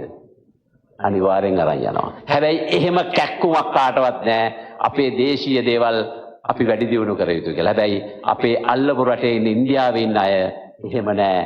ඒ අය තේරුම් අරන් තියෙනවා මේ රට දියුණු වෙන්නට නම් අපේ සංස්කෘතිය තියාගෙන තමයි දියුණු වෙන්නට ඕනේ කියලා. ඒ නිසා තමයි ඔය ඉන්දියාවේ ඉන්න දැවැන්ත නළුනිලියෝ මලගෙදෙට්ට යද්දී එයාලගේ ඇඳුමෙන් සැරසිලා තමයි යන්නේ. එයාලගේ සාරිය අද මිලියන 30-40කට වටන විදිහට වෙනස් කරගත්තා. ලෝකේ අපිටත් දැන් අන්දලා තියෙන ඒ සාරියම. හැබැයි අපි අපේ දේවල් හනමිටි හැටියට අරගෙනයි යන්නේ. අවුරුදු 1525ක් පහු වෙලා තියෙනවා සීගිරි ගලට දැන්. අපි ඔය පිටරට ගියාම පිටරට ගිය ඔක්කොමලා දන්නවා ඇති. ඕස්ට්‍රේලියාවට ගියාම ඒ අය ඩොලර් 200ක් 300ක් අරගෙන අපිට පෙන්වන්න කියලා එක්කන් යනවා කඳු මුදුනකට. ගිහිල්ලා ගල් 3ක් පෙන්නලා කියනවා මේ 3 sisters කියලා. අනේ අපි රුපියල් ඩොලර් 200 300 දීලා බැලුවේ මොනවද මේ? අනි බොරුවක්. සමහර වෙලාවට එයාලා අර ඩාලින් බ්‍රිජ් එක නගින්න ඩොලර් 200ක් ගන්නවා. අනුන්ගේ පාලමක් නගින්න ඩොලර් 200ක් දෙනවා අපි. අර තරම් දැවන්ත නිර්මාණයක් සීගිරියේ තියෙනවා. පොඩි ගාණක් දීලා අපේ මිනිස්සු උඩට යනවා. දැන් ඒ රටේ කුලපතිතුමා අපිට ඕන විදිහට යන්න බෑ. ලනු ඇදලා ඒ ලනු පාරේ විතරයි අපිට යන්න පුළුවන්. අපිට ගිහිල්ලා කැරකෙන්න බෑ. සීගිරි ගල උඩට ගිය කට්ටිය දන්නවා ඇති. නොයන්න බැරි තැනක් නෑ ඒකේ. අර තිබ්බ ගල් ටික දැන් කකුල් වලට දිය වෙලා. මං හිතනවා තව ටික කාලයක් ගියම කට්ට සීගිරිය තමයි තියෙන්නේ. කොණ්ඩේ නෑ.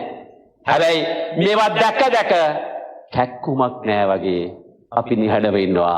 රජය තමයි ඒවා කරන්න ඕනේ. අපිට මොකෝ? මොකද අපි අපේ නෙවෙයි. අපිට කැක්කුමක් නෑ. මේ රටේ ප්‍රවාහන කටයුතු සඳහා නගර 27ක් ආවරණය කරමින් උමම් මාර්ග තිබිලා තියෙනවා. හැබැයි අද වෙනකොට අපි ඒ ගැන දන්නේ නැහැ. අර තාමත් නාලන්දාවේ ගෙඩිගේ ළඟට ගියාම එක උමගක කට බලන්නට පුළුවන්. එහෙ තියෙන වතුරයි අර යාපනයේ පතුල නොපෙන්න ළිඳේ තියෙන වතුරයි පරීක්ෂණ කරලා බලපුවම එකම වතුර. මෙවුවා විශ්වකර්ම වැඩ වගේ අපිට අද පෙනුනට එදා අපේ මුතුන් මිත්තු කරපුවා. ඒවා එහෙම්ම විනාශ කරලා මේ ආක්‍රමණත් එක්ක අපිව ඔළුව ඩ්‍රිල් කරලා අපේ හදවතට දාලා තියෙනවා බය වෙච්ච කුලෑටි කම්මැලි අසරණ జాතියක් හැටියට අපිට හිතන්න පුරුදු කරලා තියෙනවා. ඒ නිසා අපි නැගිටින්නේ නැහැ. අපි බලන්නේ මේ ඕනම විද්වත් සභාවක අපි ප්‍රශ්නයක් ඇහුවොත් අත උස්සන්න අපි බයයි. ඇයි හේතුව? උත්තරේ දන්නේ නැති හින්දා නෙවෙයි. අර අපි කාලයක් තිස්සේ යටත් පිළිතයක් වෙලා හිටපු නිසා තාමත් අත ඉස්සෙන්න අපි බයයි. ඒ බය අපිට ඇති කරලා තිනවා හරියට අර කූඩුවකට වඳුරෝ 10 දෙනෙක් විතර දාලා කෙසෙල් කණක් එල්ලපුවම වඳුරන්ගේ සිරිත උඩ පැනලා අරක කණ එක. හැබැයි එළියේ ඉඳන් කෙනෙක් කරන වැඩේ මොකද්ද? ලොකු අර අපේ පොලිසියට තියනවා වගේ ලොකු අර වතුර ගන්න එකක් අරගෙන අර වඳුරන්ට ගහනවා. එතකොට කූඩුවේ ඉන්න ඔක්කොම වඳුරන්ට අරක වැදුනම පණින පයින් වඳුරට ගහපුවම අනිත් අයටත් වදිනවා. ඒ නිසා කෙසෙල් කණ එල්ලලා තිබ්බම වඳුර පණින්නේ නැහැ. දැන් අර එළියට දානවා 10න් අලුත් කට්ටියක් අලුත් එක්කෙනෙක් දානවා ඇතුළට. දැන් අලුත් එක්කෙනා දන්නේ නැහැ මේ වතුර ගහන කතාව. එයත් පණිනවා වඳුර පුරුද්දට. එයාටත් වතුර ගහපුවම එයත් සද්ද නැහැ. මෙහෙම ටිකක් කරලා අර 9 දෙනාම අයින් කරලා අලුත් 9 දෙනෙක් දානවා. ඒ වඳුරෝ 10 දෙනාගෙන් එකෙක් හරි පණින්න ගියොත් අනිත් වඳුරෝ හයියෙන් අල්ල ගන්නවා. මොකද උඹ පැන්නොත් අපිටත් වතුර පාර වදින නිසා. අන්න අපේ ජාතියට වෙච්ච දේ. අපි එදා කාපු කෑම තාමත් මතක තියෙනවා. ඒ නිසා අපේ නකුට පොඩ්ඩයි කපලා තියෙන්නේ. තව අපිට කල් තියෙනවා. ඒකනේ අපේ අද කාලතුවක්කු වල උණ්ඩ දාලා ඔය උත්සව වල තියෙනකොට දැකලා තියෙනවද කවුරු හරි ඒ උණ්ඩේ දාලා ඒ සෙබලා ආපහු පස්සට දුවලා පොඩ්ඩක් නැමිලා මොකක් හරි කරන්න හදනවා බිම ඉඳගෙන. දැකපු අය ඉන්නවනම් අත උස්සන්න. ඔය කාලතුවක්කුවට උණ්ඩයක් දාලා සෙබලා පොඩ්ඩක් පස්සට ගිහලා බිම ඉඳ ගන්නවා. ඉඳගෙන මොකක් හරි අල්ල ගන්නවා වගේ. දැකලා තියෙනවද ඒක? මම මේක දැකලා ඇහුවා කුලපතිතුමා මොකද්ද මේ කරන්නේ කියලා. මුගක් අය ළඟ උත්තරේ තිබුණේ නැහැ. හැබැයි උත්තරේ මොකද්ද? එදා කාලතුවක්කු අරන් ගියේ අස්සයෝ. යුද පිටියට කාලතුවක්කු අරන් ගියේ අස්සයාව ගැට ගහන්න තරන්නේ නැහැ. අර අස්සයාගේ පටියත් එක්ක නිකන් තියලා තියෙනවා. උණ්ඩේ සද්දට අස්සයා දුවන හින්දා උණ්ඩේ දාපු ගමන් කෙනෙක් ඇවිල්ලා ආපහු අර රැහැණෙන් අල්ල ගන්නවා. නැත්නම් අස්සයා දුවනවා. අද අස්සයා නැහැ. තාම රැහැණ අල්ලනවා. අස්සයෝ නැති රැහැණ අල්ලන රටක් මේ ලංකාව කියන්නේ මට නම් ෆෙරාරි කාර් එකක්. හැබැයි අපේ අවාසනාවට මේක බංගලි දේශයේ තියෙන ට්‍රැෆික් වල හිර වෙලා තියෙන්නේ. එහෙනම් මේ ට්‍රැෆික් ටික ක්ලියර් කරොත් අපිට පුළුවන් වෙනවා මේ ෆෙරාරි කාර් එක ධාවනය කරන්න. මේක ධාවනය කරන්නට අප විසින් අනුගමනය යුතු කරුණු කීපයක් තියෙනවා. ඒකේ පළවෙනි කරුණ වෙලාවට වැඩ කරන જાතියක් වෙන්නට ඕනේ අපි. මට මතකයි දවසක් පණ්ඩිත අමරදේවයන් වැඩසටහනකට ඇවිල්ලා විනාඩි 3ක් පරක් වුණා ඒ වැඩසටහනට. එතුමා වේදිකාවට නැගලා හරිම ශෝකයෙන් හරිම දුකෙන් කතා කරා මට මේ පමාවීම ගැන සමාව ඉල්ලන්න අයිතියක් නැහැ. කොයි තරම් නිහතමානීද? කොයි තරම් ගෞරවනීය චරිතද? එතුමා කියනවා මට මේ වෙලාවේ කියන්න තියෙන්නේ මහාගම සේකරයන් ලියපු කවියක් විතරයි. මොකද්ද කිව්වේ? ඇයිද පමා උනොත් පමා නොමත සමා වරද තමා. මට ඒකේ දායිදලා මතක හිටියා. මගේ හදවතට කාවැදෙන කවියක් එතුමා ඒ වෙලාවේ කිව්වේ. එහෙනම් අපි කාලයට වැඩ නොකර මොනවා කිව්වත් වැඩක් නැහැ. හුඟක් අයට හිතනවා මම් පරක් වුණාට ප්‍රශ්නයක් නැහැ අනිත් අය වෙලාවටයි කියලා. හැබැයි අනිත් අයත් ඔහොමම හිතන්න ගත්තම කවුරුත් වෙලාවට එන්නේ නැහැ. මතක තියාගන්න මම විනාඩියක් පරක් වෙනකොට මෙතන 580ක් කියනවා නම් මිනිස් විනාඩි 580ක් අපි විනාශ කරන්නේ. මේක දරා ගන්න බැරි පාඩුවක් රටට. මේක දරා ගන්න බැරි පාඩුවක් අපේ ජාතියට. මොකද හේතුව හුඟක් අය කාලය ගණන් හදන්නේ අපි ඇහුවොත් නම් කුලපතිතුමා අපේ අය කියන්නේ ලෝකේ වටිනාම දේ මොකද්ද කියලා කායෙන් හරි මෙතන මේ අහලා උත්තර එන්නේ නැති හින්දා මම්ම උත්තරේ කියනවා කාලය කියලානේ. හැබැයි ලෝකේ වටිනාම දේවල් කියන අනිත් සියලුම බඩු බහන්න අපේ ගෙවල් වල තියෙන ඒවා විශේෂයෙන්ම අපේ රත්තරන් ටික අපි මනින්නේ කුඩාම එකකින් කැරට් වලින්. ඒවා මනිනකොට අපි පාවිච්චි කරන්නේ කුඩාම එකකේ. හැබැයි කාලය මනින්න අපේ රටේ පාවිච්චි කරන්නේ මොන එකකේද? ලොකුම එකකේ. කලිසමක් මහන්න දෙන්න ටේලර් කෙනෙකුට. නැත්තම් මේ අපේ බවලත් උදවිය ගිහිල්ලා ඔය තමන්ගේ ඇඳුම් මහගන්න දුන්නම ඒ අය පටන් ගන්නෙම සතියකින් විතරනේ. මං සතියකින් විතර දෙන්නම්. විතර එකක්. අඩුම ගානේ යාළඟ දිනපොතක්වත් නැහැ ඊට කලින් දීපු අයගේ දෙන්න තියෙන්නේ කවද්ද කියලාවත්. එතකොට එහෙම හිතනකොට කොහොමද කාලය ඉතුරු වෙන්නේ? මං දන්න විදිහට අපේ ඔක්කොටම තියෙන පැය 24යි. හැබැයි මට තියෙනවා 86400ක්. ඒ මොනවද? තප්පර. එහෙමනම් ලෝකේ වටිනාම දේවල් මනින්නේ කුඩාම ඒකකෙන් නම් කාලේ වටිනාම දේ නම් අපි මනින්නට පාවිච්චි කරන්න ඕන ඒකකේ තමයි තප්පර වලින්. එහෙමනම් තප්පර වලින් ගණන් බැලුවොත් අපිට තේරෙයි දවසට කොච්චර කාලයක් අපි කාදැමුවද? මගේ කාලේ විතරද? කී දෙනෙක්ගේ කාලේ මං කාදැමුවද? ඒ කාලේ මුදල් වලට හැරෙව්වොත් ලංකාවේ මිනිහෙකුට නම් රුපියල් උනාට ඇමරිකාවේ මිනිහකට ඩොලර්, එංගලන්තයේ මිනිහෙකුට ඒවා පවුන්ඩ්, යුරෝපයේ මිනිස්සුන්ට යූරෝ. එනිසා කාලය කියන එක ඉන්න රටේ හැටියට නෙමෙයි ලෝකේ වටිනාම ඒකකයක් එක්ක ගණන් හදලා බැලුවත් අපි කන කාලයේ ගණන් හදලා බැලුවම මේ රටේ දල ජාතික නිෂ්පාදිතය නැත්තම් අපේ දේශීය ආදායම් වැඩි කරගන්න ඩියුටි ගහලා එහෙම නැත්තම් ටැක්ස් ගහන්න අවශ්‍ය නැහැ. ඔය ඉතුරු කරගත්ත කාලෙම අපේ ගෙවුම් ශේෂිකය අඩු කරගන්න පුළුවන්. ඒවා අපි හිතන්නේ නැහැ. අපි ආර්ථික විද්‍යාව ගැන ලොකුවට කතා කරාට වෙන්නේ ප්‍රශ්නේ කොහෙද කියලා අපි හොයලා බලලා නැහැ තාම.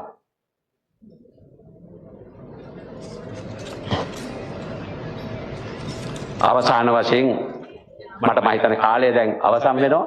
ඒ නිසා කතා කරන්න නම් මට එළි වෙනකන් උනත් කරුණු තියෙනවා. මම මේක ජීවත් වෙන මිනිස්සෙක්. මම මේ ටයි කෝඩ් ගැහුවට මේ පෞද්ගලික ආයතනයක සේවය කරාට ඇතුලේ ඉන්නේ අඹුලේ ගහගත්ත ගැමියෙක් කියලා කිව්වට වරදක් නැහැ. මං ගැමියෙක්. මගේ හදවත පුරාම තියෙන්නේ කැක්කුම විතරමයි. මම මේ රටේ ඉන්න මිනිස්සු ගැන මේ රටේ වෙන දේවල් ගැන හරි කැක්කුමෙන් ඉන්නේ. ඒ නිසාම මට මේ S2කට හුඟක් අයට නොපෙන්න දේ මගේ හදවතට පේනවා. හුඟක් අය හිතනවා පේන්නේ S2කට කියලා. හැබැයි අපිව ප්‍රෝග්‍රෑම් කරගත්ත විදිහට තමයි අපිට පේන්නේ. ඒකනේ එකම වයසේ එකම අදහස් තියෙන තුන්දෙනෙක් යනකොට ඒ තුන්දෙනාට ಜಾති තුනක් පේන්නේ. ඒ නිසා අපි මතක තියාගන්න අපිව ප්‍රෝග්‍රෑම් කරගන්න ඕනේ හොඳ දේ පේන විදිහට. අපි කෙසේ කිව්වත් අනාගතය තියෙන්නේ AI මත. එහෙනම් මේ ආටිෆිෂල් ඉන්ටෙලිජන්ස් කියන එක අපිට නවත් ගන්න හම්බ වෙන්නේ නැහැ. හැමෝටම මේකට මුහුණ දෙන්න වෙනවා. රොබෝ ඩොක්ටර් ඇහි පිල්ලම් ගහනකොට අපිට වෙබ්සයිට් එකට යන්න ඉන්ටර්නෙට් පාවිච්චි කරන්න පුළුවන් වෙයි. එතකොට ඩයග්නෝස් කරන්න නැත්නම් ලෙඩෙක් පරීක්ෂණය කරන්න තාක්ෂණයෙන් සාමාන්‍ය වෛද්‍යවරයෙකුට වැඩිය ඉතාම සූක්ෂම විදියට පුළුවන් වෙයි. නීතිය කරගෙන යන අයට නීති පොත් වලින් බලලා ඒ කතා කරන නීතිඥයන්ට පවා ලොකු අභියෝගයක් වෙයි. මොකද අනාගතයේදී මේ AI තාක්ෂණය තුලින් ඊට වැඩිය හොඳ නීති උපදෙස් ලැබෙයි. මේ සියල්ලම සමග අපේ දුවා දරුවන්ට මොකද වෙන්නේ? අපේ දුවා දරුවෝ මේ වෙනකොට අපිට බලන්න පුරුදු වෙලා තියෙන දේ තමයි YouTube එකේ කුඩාම වීඩියෝ කොටස්, එහෙමත් නැත්නම් අර TikTok කියන එක. දැන් TikTok බලනකොට මොකද වෙන්නේ කියලා හිතා ගන්න පුළුවන්ද අපිට? මේක doom scrolling කියලා කියන්නේ අපි.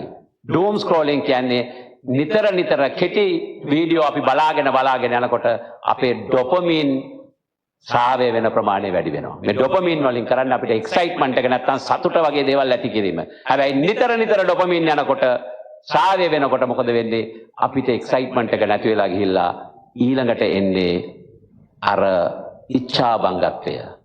එහෙම නැත්නම් ස්ට්‍රෙස් එක. මේ ස්ට්‍රෙස් එක ආවම තමයි අපේ රටේ මේ අවුරුදු 14 15 කුඩා දරුවෝ අර උස ගොඩ නැගිලි වලින් පනින්න පටන් ගන්නවා.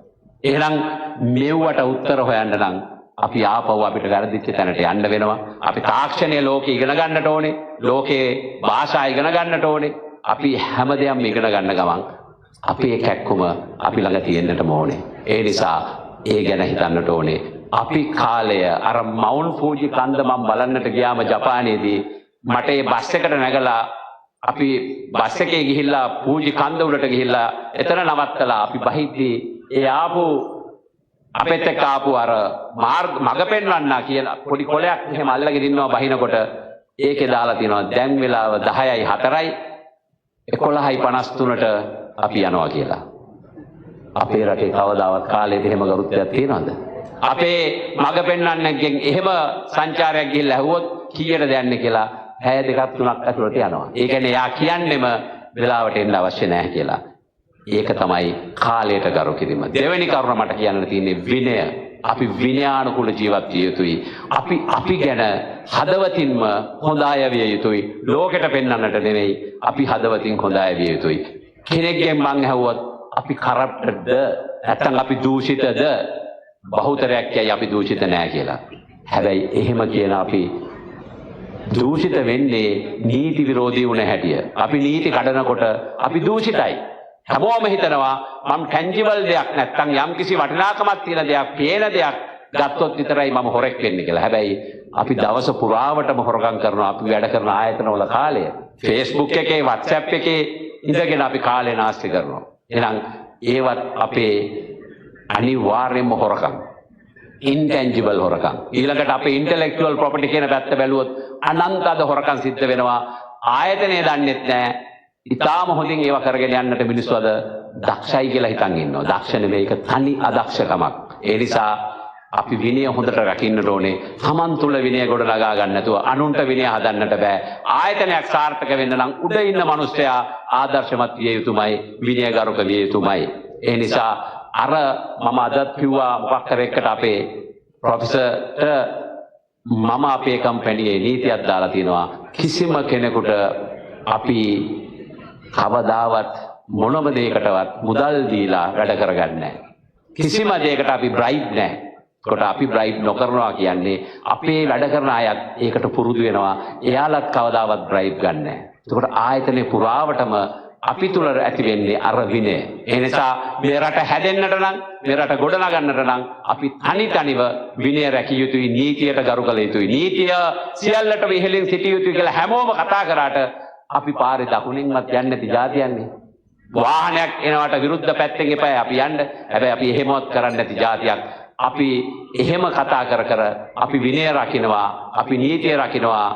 මේ කරප්ෂන් එක නැත්තම් දූෂණය තියෙන්නේ දේශපාලනේ පමණයි කියලා කෑ ගැහුවට මොර දුන්නට වැඩක් නැහැ. අපි දූෂිතයි. එහෙනම් අපි දූෂිත නොවි මේ රට ඉදිරියට ගෙනියන්නට නම් මේ උගත් මේ ශාලාවේ හා ශාලාවෙන් එපිට ඉන්න අපේ තාම උගත් දැනුවත් දක්ෂ ඉංජිනේරු මහත්වරුන්ට පුළුවන් නායකත්වයේ දරන්න තම තමන් වැඩ කරන තම තමන් ඉන්න ඒ පරිසරය තුළ ඉතාම හොඳ ගුණ යහපත් මිනිස්සු ගොඩනගන්නට ගුණ දුන්නොත් නැන දෙන්නට පුළුවන් ඕනෙලාග. ඒ නිසා මම හිතන්නේ මේ වෙලාව අවසන් නිසා මෙතනින් මගේ කතාව නවත්තනවා. මා කියපු කරුණ වලින් කාගේ හරි හිතක් රිදුනා නම් මට සමා වෙන්න. මොකද හේතුව මම කතා කරන්නේ කොලයක් බලාගෙන නෙමෙයි මගේ හදවතින්. තෙරුවන් සරණයි, දෙවි පීඨයි. Thank you very much, Mr. S.C. Veerasekara. Would like to call upon Engineer Nuwan Chamara, President REFA, along with Secretary Engineer Kalana Prabhat to present our keynote speaker, also with a special token of appreciation.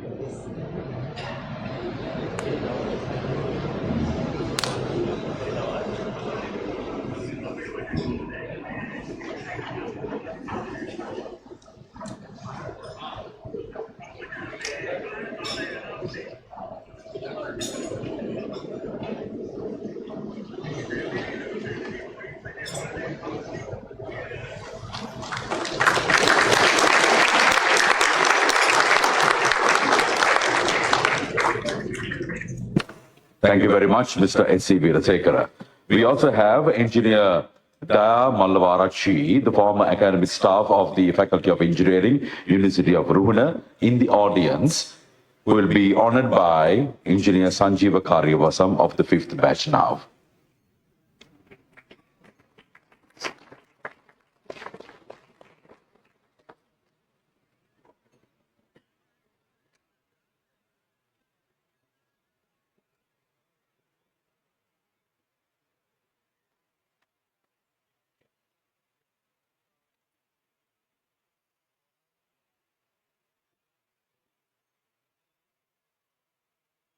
Everyone, give it for Engineer Daya Mallavarachi.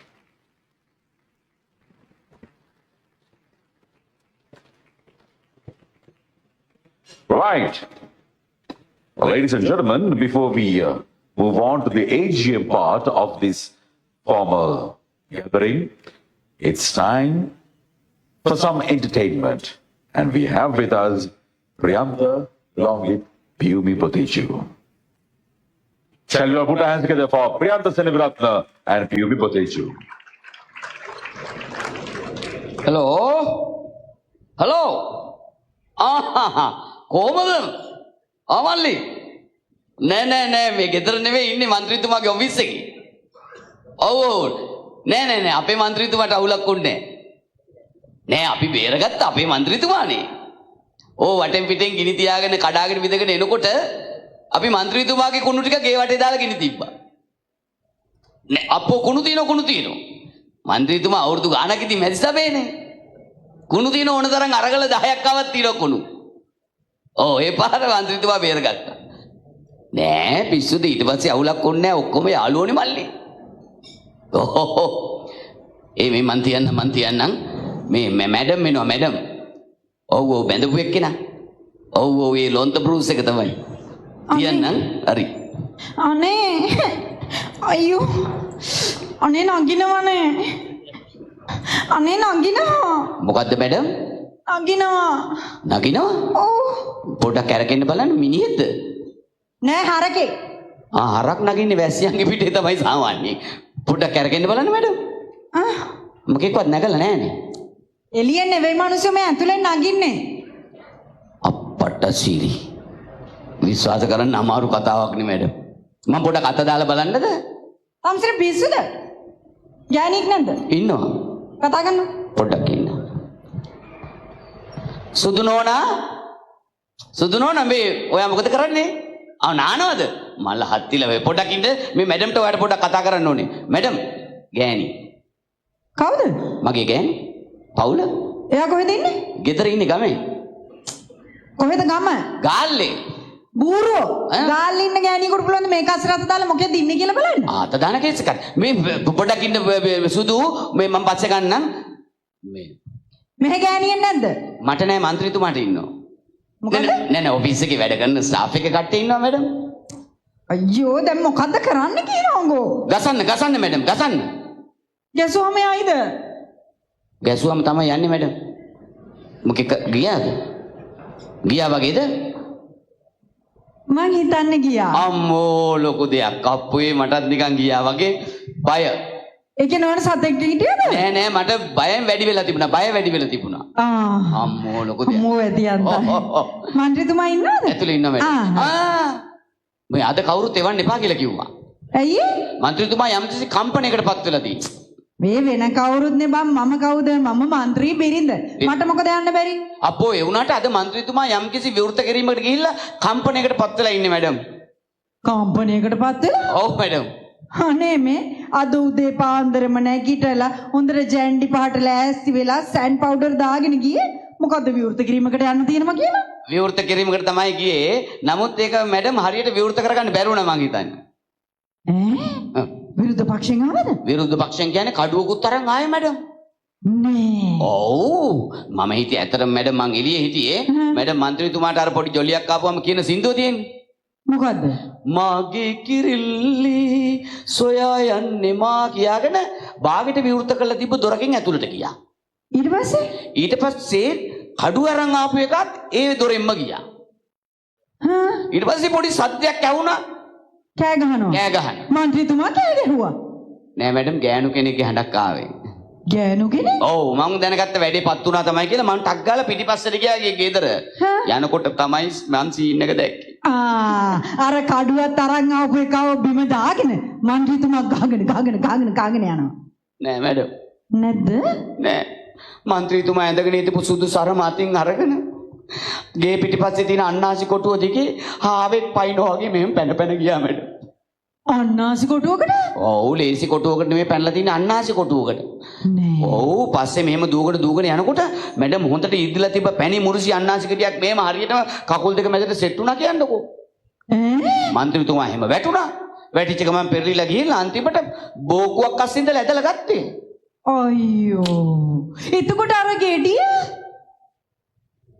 ගෙඩිය ලෙලිත් නැතුව ඇති මගුලක් කතා කරනවා madam මේ මන්ත්‍රීතුමා මේ ජනදුක නිවන්න ගිහිල්ලා තුවාල කරගෙන ඇවිල්ලා ඉන්නවා මේ මැඩම් අන්නාසි ගෙඩියක් ගැන අහනවනේ මේ වෙලාවේ පොඩක් ඉන්න මම බල්ලේ මේ මෑඩන මේ ළමයා දැන් මග අරිනව අයියෝ නෑ මැඩම් මම මගහරින්නේ නැහැ. මගහැරීමේ ප්‍රතිඵල මම දන්නවා මැඩම්. දැන් මේකත් ඇවිල්ලා මගහැරීමේ ප්‍රතිඵලයක්නේ. මේ කාර්ය වැඩ මගහැරීමේ ප්‍රතිඵලයක්. මැඩම් අහලා තියෙනවද කතාවක් තියෙනවා. මගහැරියොත් ඕනසි, ගෙදර ගියොත් අඹුනසි. මොකද්ද? මගහැරියොත් ඕනසි, ගෙදර ගියොත් අඹුනසි කියන. දන්නේ නැති කෙහෙල් මල් කියන්නේ එපා ඔයි. මග හැරියොත් නෙමෙයි මග හිටියොත්. හිටියොත් ඊතේහා. හැරියොත් වගේනේ මගුලක් කතා කරනවා. මැඩම් දන්නේ නැති ඒවා කතා කරේ. මම මේ අහන්න හිටියේ දැන් മന്ത്രിතුමාගේ මානසිකත්වය කොහොමද මැඩම් මේ දවස්වල? මානසිකත්වය? ඔව්. අනේ මන්ද බම් මේ ටික පිස්සු වැඩ කරනවා වැඩිනේ. අන්න ඒකනේ മന്ത്രിතුමා ක්‍රියා කරන විදිය පොඩ්ඩක් වෙනස්. නිකන් ඇයි මොකද එහෙම වෙලා තියෙන්නේ නිකන් කියන්නේ? නෑ මං හිතන්නේ ඔය മന്ത്രിතුමාගේ යාළුවරේ මේ മന്ത്രിතුමා උදව් කරපු මිනිස්සුම മന്ത്രിතුමාට එරෙහි වෙලා ආවනේ. ඒක නිසා. ඒ හින්දා වෙන්නේ නැති. හරි. ඔබට කියන්නේ මේ මෑතකම. ඔව්. මම දැන් മന്ത്രിතුමා එනකන් රෑ නැගිටන් බලන් ඉන්නවා. හැබැයි മന്ത്രിතුමා නෑ. මට එහෙම්ම පුටු උඩ නිින්ද ගියා. ඔව්. ආයෙ එකපාරට හැරිලා බැලුවා මන්ත්‍රීතුමා නෑ. මං කෝකටත් ගෙයි දොර ඇරලා බැලුවා. මෙන්න බොලේ නිල රත ටික තියෙනවා මෙහෙම පොලිමට. ඔව් අර ගෝල් ෆේස් එකේ තිබ්බා වගේ. ඔව් මෙහෙම පොලිමට තියෙනවා. හැබැයි මන්ත්‍රීතුමා නෑ. ඔන්න මට සැක හිතුණා. මං කාමරෙන් ගිහින් බලනකොට ඔව් මෙන්න අර අපේ ගෙවල් අස්කරන් ඉන්න සුදු කෙල්ලවා. ඔව් අර අතට පයට අහුවෙන ඇහැට කන්ට පේන ගෑන් ළමයා ඔව් ඒ කෙල්ලගේ කාමරේ මෙන්න මන්ත්‍රීතුමා ඉන්නවා පිස්සුවේ. අප්පා පිස්සු අරගන්න ගිහිල්ලා වෙන්න ඇති. ඉතින් මම යනකොට ඔව් දෙන්නත් එක්ක ඇඳ උඩ බුදු අම්මේ කියන්න පුළුවන් නම් විතරක් කියන්නේ නැත්තම් කරලා පෙන්නන්න මැඩම්. මොකද්ද? ඉතින් මම මේ කරලානේ බෑ. හරි. ඔව් මම යනකොට දෙන්නත් එක්ක ඇඳ උඩ අතුරු මිතුරු දම්මති මිතුරු රාජ කපුරු සෙට්ටියා කරනවා පිස්සුවෙන් වගේ. ඔව් අනිවාර්යයෙන් മന്ത്രിතුමාට පිස්සු. ඒ කියන්නේ ඇත්තම කියනවා නම් മന്ത്രിතුමා ওই වගේ අවස්ථාවක මං හිතන්නේ අතුරු මිතුරු කර ඉන්නවා කියන්නේ අනිවාර්යෙන් ડોක්ටර් කෙනෙකුට පෙන්නන්න ඕනේ. දැන් මේ ළමයා කො මැඩම්? ගමේ ගියා පොසිටිව් වෙලා ආයේ කියලා බොරුවට? නැත්තම් එන්නත් තුනම දුන්නට පස්සේ ආයි පොසිටිව් වෙයිද? മന്ത്രിතුමා අන්තිමට විද්දේක විස වුණාද දන්නේ නැහැ. මන්ත්‍රීතුමා දෙනවද බොරුව එන්න? කියන්න බෑනේ මැඩම්. කමන්නේ. වැඩේ තියෙන්නේ මේ മന്ത്രിතුමත් එක්ක ඉතල අපිටත් පිස්සු වගේනේ මැඩම්. ඇත්තනේ. මොකද ලාවකට පිස්සු තමයි කරන්නේ. පිස්සු වැඩනේ කරන්නේ. ආයි මොනවද කරන පිස්සු වැඩ? පිස්සු වැඩ කියන්නේ අර සරමත් ඇඳගෙන ඉන්න වෙලාවේ මෙහෙම ගියලා අර වලියකට ගිහිල්ලා අඩෝ කියලා මෙහෙම පීහිය ඇදලා ගත්තා. සරම බිම. ඒ කොහොමද සරම බිම වටුනේ? ඇයි පටිය කැපුණානේ. සරම කැට ගහලා තිබ්බ පටිය පීහියට කැපුණා. නේ. ඔව් හොඳ වෙලාවට කොට පීය ගහන් හිටියේ. ඇයි කියන්නේ දිග කඩුවේම ගහගෙන හිටියා නම් සරම නෙවෙයි බිම. එහෙනම් මොකද්ද? මොකද්ද කියන්නේ? එවනම් മന്ത്രിතුමාට ඊට පස්සේ තරන් නෙවෙයි අඳින්න වෙන්නේ ගවුම්. අනේ මන් දන්නේ මම පිස්සු කියනෝ වෙලාවකට මේ අහපන්කෝ මම මේ කියන්න හිටියේ. දැන් මන්ත්‍රීතුමාට මම සලකන්නේ බම් මලකට වගේනේ. ඇත්ත. හැබැයි ඉතින් මන්ත්‍රීතුමා මට සලකන්නේ ගලකට වගේ. කැපිල්ල දානවනේ. කියලා වැඩක් නැහැ බං. දැන් බලපන් අනිත් മന്ത്രിවරුන්ගේ බිරින්දෑවල්. ඔව් බිරින්දෑවරු ඉතින් ඒගොල්ලෝ එක්ක නගර සභාවේ නැත්තම් ප්‍රාදේශීය සභාවේ එක්ක සභාපති ලේකම් මොකක් හරි. හැබැයි මං ගෙයි මුල්ලේ. බලපන් මොකද්ද මගේ තියෙන අඬපාඩුව කියලා. කට හොඳ නෑලුනේ.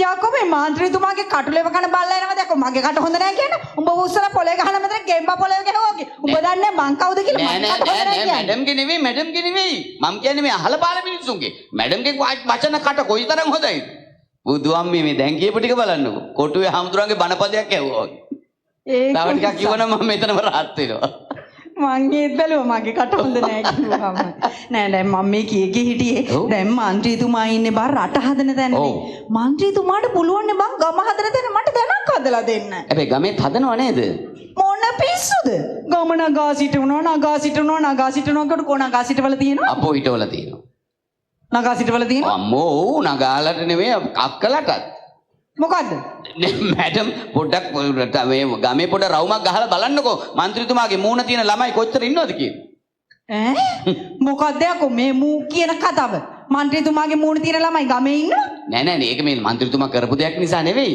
මගේ යහපත්කමක් නිසා මෙන්න බලහල්ලකෝ මූ මේ මොනවද කියන්නේ කියලා. මන්ත්‍රීතුමාගේ මූණ තියෙන ළමයි ගම වටේ ඉන්නේ. උඹේ අපන් කමක් ඉන්නා. මේකනේ මැඩම් ඔය කසාද බැඳලා බබාලා හම්බෙන්න ඉන්න කාලෙට ලස්සන බබාලාගේ නළුනිලියන්ගේ පින්තූර කාමරේ ගහගන්නේ ඇයි? ආයි වගේ ලස්සන ළමයි හම්බ වෙන්න. අන්න හරි. ඡන්ද කාලේ මන්ත්‍රීතුමාත් හිටියේ නිකන් බබා වගේනේ. ඔව්. බබා වගේ පෝස්ටර් අපි ගැහුවා, ලීෆ්ලට් බෙදුවා, නේද? කට් අවුට්ස් ගැහුවා. ඕව බලාගෙන අම්මලා ක්ලිනික් ගියේ. ඔව්. එන්නේ නිසා තමයි මේ විදිහට බබාලා හම්බෙලා තියෙන්නේ. නැතුව මේ කරපු දෙයක් ඉඳ නෙමෙයි මොකොත්.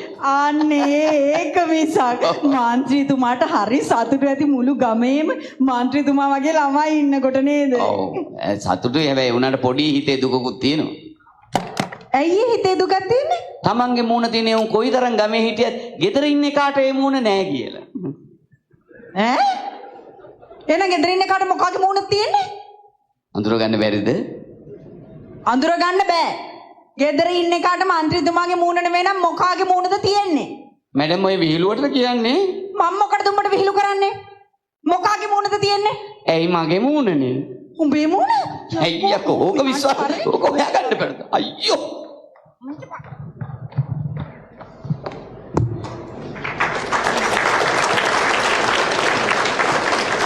Right, thank you very much, Priyanta Senivaratna and P. Vibhuteshu. Ladies and gentlemen, it's time to take a look at yet another very special video about the activities of REFA.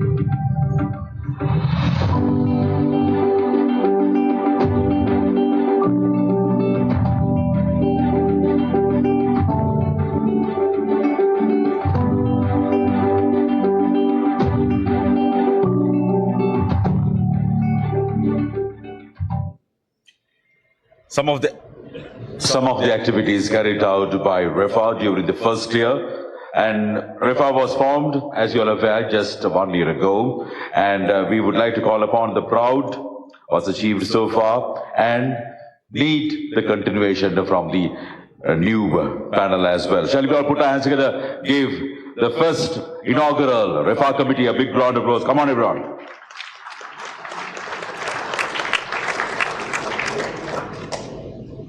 Right now, I would like to call upon Engineer Nuwan Chamara, the President of REFA, to conduct the AGM here onwards.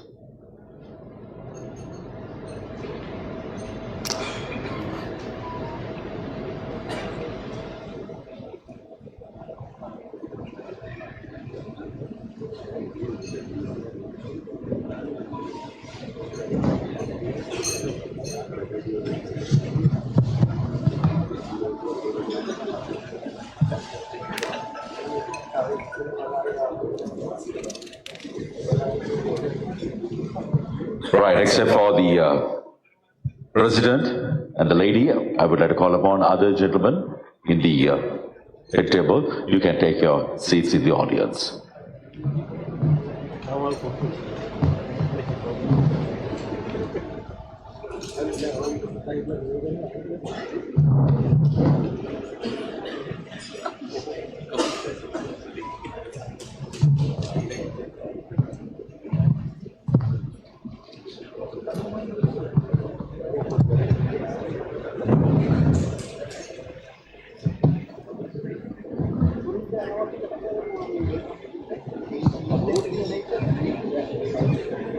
So, thank you, Dushan.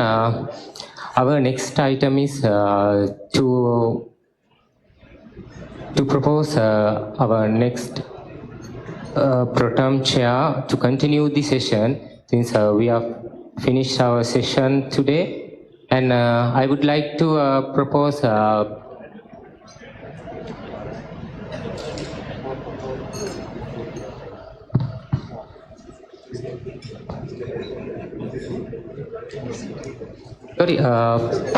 next item is to tabling the minutes of the previous AGM by the Secretary.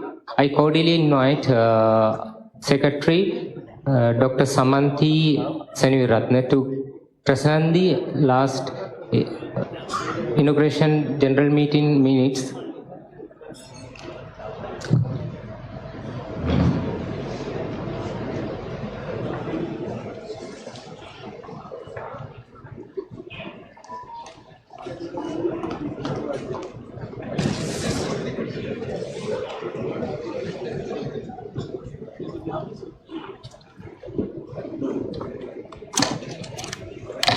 Good evening, everyone. Here I am going to briefly present the minutes of the inaugural general meeting. The inaugural meeting of the Ruhuna Engineering Faculty Alumni Association took place on 16th March 2024 at the Faculty Auditorium. The event was held in hybrid mode with 82 alumni and 9 academic staff attending in person and 62 alumni joining via Zoom. Notable attendees included Chief Guest Dr. Chitral Ambawatha, Dean Faculty of Engineering, and Guest of Honor Dr. Jeevanand Keerthisena, the founding Dean, and the former Dean Dr. Chandana Pereira, and other academic staff. The inaugural general meeting began with the lighting of the traditional oil lamp, symbolizing the pursuit of knowledge and wisdom. Engineer R.M. Kularatne of the second batch delivered the welcome address, highlighting the significance of the occasion and expressing gratitude to all attendees for their participation. The attendees pay tribute to faculty members, both alumni and staff, who passed away with a 1-minute silence. This was followed by the university anthem, symbolizing deep respect and unity among the alumni. Chief guest, Dr. Chitral Ambawatha, in his speech, highlighted the importance of alumni engagement and REFA's role in advancing the faculty's goals. He praised the faculty's international recognition, thanked the alumni for their dedication, and encouraged collective efforts for the faculty's development. Afterward, a video presentation showcasing the Faculty of Engineering, University of Ruhuna, captivated the attendees. Dr. Jeevanand Keerthisena, the founding dean of the faculty and the guest of honor, was introduced by Dr. Kumar Jayavikrama, and Dr. Keerthisena shared his insight on this institution's inception, journey and evolution, instilling a deep sense of pride and responsibility among the attendees. Engineer Hasaranga Vidhanapatirana presented the draft REFA constitution outlining its operational framework. Amendments were discussed and it was agreed that the finalized constitution will be presented at the next special general meeting for approval. Protem Chair, Dr. Chitral Ambawatha, invited the gathering to appoint the incoming president of REFA for 2024-2025. Engineer B.N. Chamra was proposed, seconded, and appointment with no further suggestions. Engineer Hasaranga Vidhanapatirana was appointed as the Vice President, and Engineer Dr. Samanthi Senaviratne was appointed as the Secretary for the term 2024-2025. I will briefly give the names of the office bearers. President, Engineer B.N. Chamara; Vice President, Engineer Hasaranga Vidhanapatirana; Secretary, Engineer Dr. Samanthi Senaviratne; Assistant Secretaries, Engineer Varunika Kodituaku, Engineer Kalana Vikramasinghe; Treasurer, Engineer Loshan Palayangoda; Assistant Treasurer, Engineer Dayan Marabedda; Editor, Engineer Tarindu Hampat; Faculty Coordinator, Engineer Dr. Tilina Veerasinghe. And the committee members, Engineer Sandun Vikramasinghe, Engineer Paveen Bharata, Engineer Samit Ranga, Engineer Gihan Lokunarangoda, Engineer Sampath Jayashant, Engineer Ruhuna Surya, Engineer Ravindra Sampath Kumara, Engineer Chamila Indrajit, Engineer Hasini Gadege, and Engineer Shamali Hadivattage. The newly appointed president expressed gratitude for the appointment, stating that he was honored and humbled by the trust placed in him. He conveyed his eagerness to serve the association with dedication and integrity. He concluded by expressing his commitment to working together toward the advancement of the faculty and the alumni community. During the discussion time, alumni suggestions highlighted the need for a dedicated executive committee, active member participation, and a structured action plan. In recognition of his remarkable contribution to the faculty, the first honorary membership of the REFA was conferred upon Dr. Jivananda Kirtsena, the founding of the Faculty of Engineering, University of Ruhuna. The honorary membership award was presented to Dr. Kirtsena by the Dean, Dr. Chitral Ambawata, and the newly appointed president. Mr.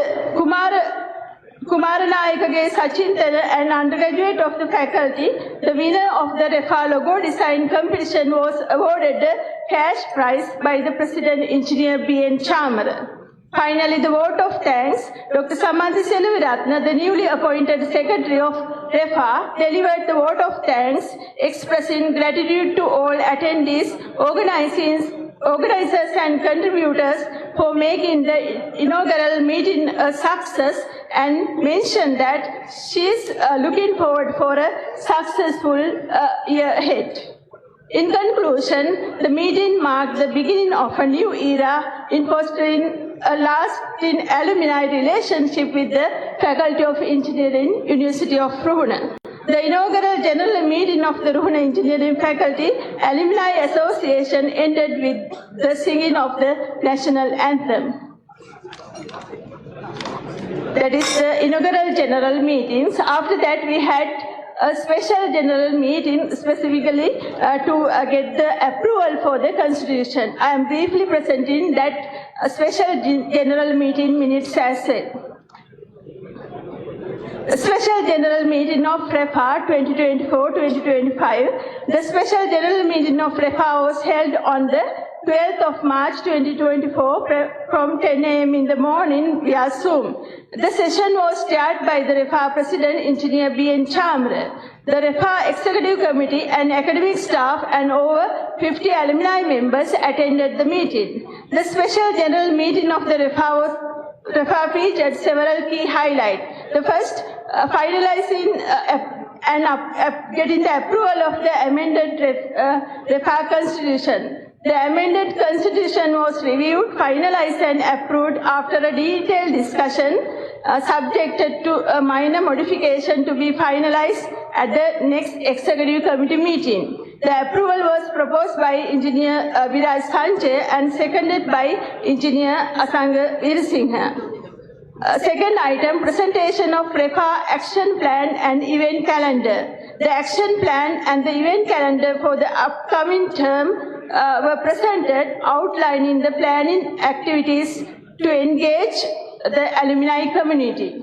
REFA long-term action plan included undergraduate scholarship programs, REFA sponsorship in faculty events, support career and internship fairs, industrial training opportunities through REFA, support career guidance programs, REFA annual get-together and engineers night, REFA annual cricket tournament, REFA membership welfare fund, REFA international chapters and community welfare activities. REFA event calendar for the year 2024-25 term included career and internship fairs, support undergraduate career guidance programs, REFA annual cricket tournament, REFA annual get-together and engineers night, community welfare activity, 25th anniversary celebration of the faculty, REFA Annual General Meeting 2025 as planned actions. Finally, alumni discussed strengthening engagement, expanding networking, and enhancing student-alumni interactions and exploring REFA's growth opportunities. The meeting was then adjourned. That is the special general meeting minutes.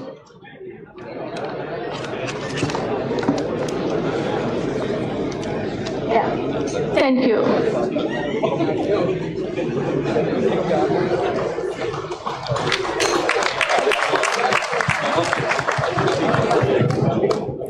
Thank you, Samanthi. So it's the time to propose and second the table the minutes if there's no changes. So I kindly request to the members to propose and second the minutes of the AGM and inaugural general meeting and the SGM. I am Engineer Dan Marabaja. So last AGM minute and special general meeting minutes are correct. I propose that's are correct. I am Engineer Praveen Bharata and I second it. Thank you. So, okay, let's move to the next item. It is a tabling statement of accounts by the treasurer. I kindly invite treasurer to present the statement of accounts.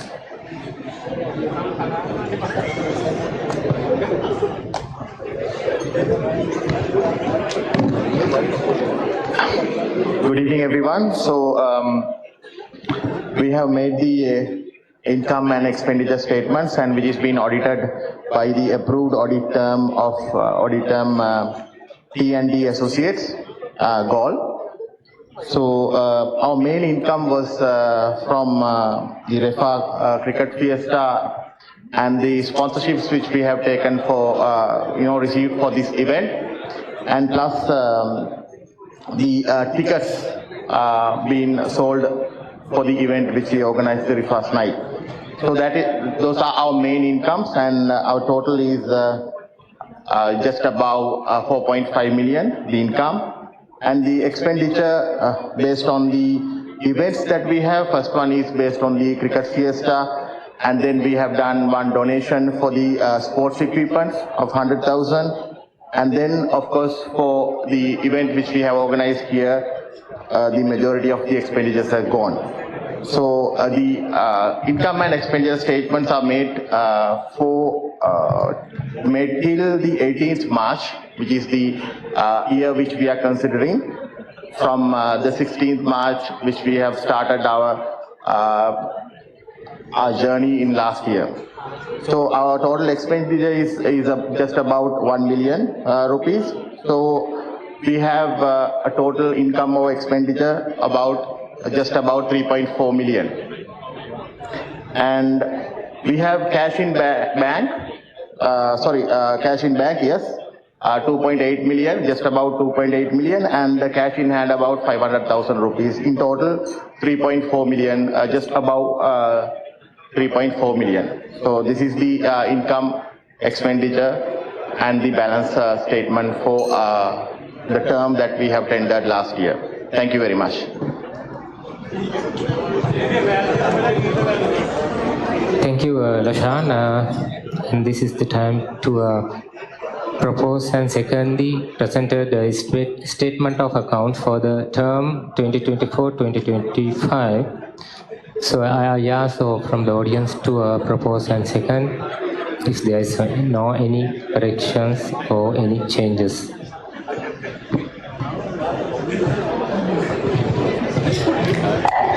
Good evening, everyone. I'm Engineer Ruhuna. I propose that the accounts presented by the treasuries are in order and correct. I propose they are correct.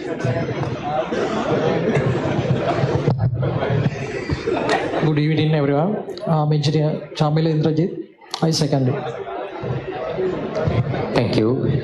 And before moving to the next point, the appointment of Pratham Chairman, there's a request from our secretary to give a vote of thanks for her tenure at REFA during the last year. So this is your time, Samanthi.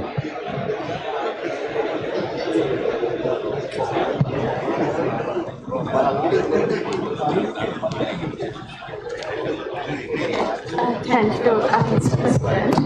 I take this moment to express my gratitude for to serve as the secretary of our esteemed alumni association. As an alumni member from the third batch, I have a strong sense of ownership and deep connection with our faculty. And it has been truly fulfilling to contribute to the foundation of this alumni association, joining all the departments' alumni in our faculty. I extend my sincere appreciation to the executive committee and all the members who supported our initiatives. As I step down, I am confident that the incoming team will take our association to even greater heights. I wish them all the best in their journey ahead. So our unity is the greatest strength. We can see here around 600 alumni members have gathered. Within 1 year, we were able to bring this number of alumni members to this hall. It's a great strength for us as this first year of this Ruhuna Engineering Faculty Alumni Association. Finally, my best wishes to the REFA for a long and successful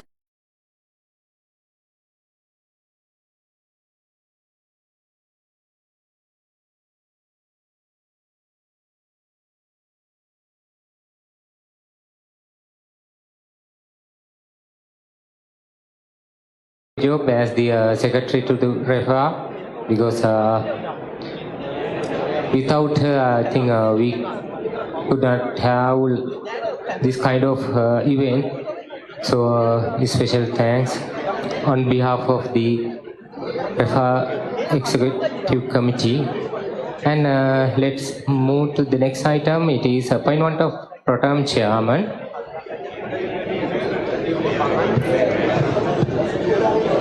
I am Hasaranga Vidhanapathina from second batch, and I would like to propose our Dean, Professor Karuna Sena, as the Pro Tem Chairman. I am Kalana Vikramasinghe from the 19th batch. I would like to second it.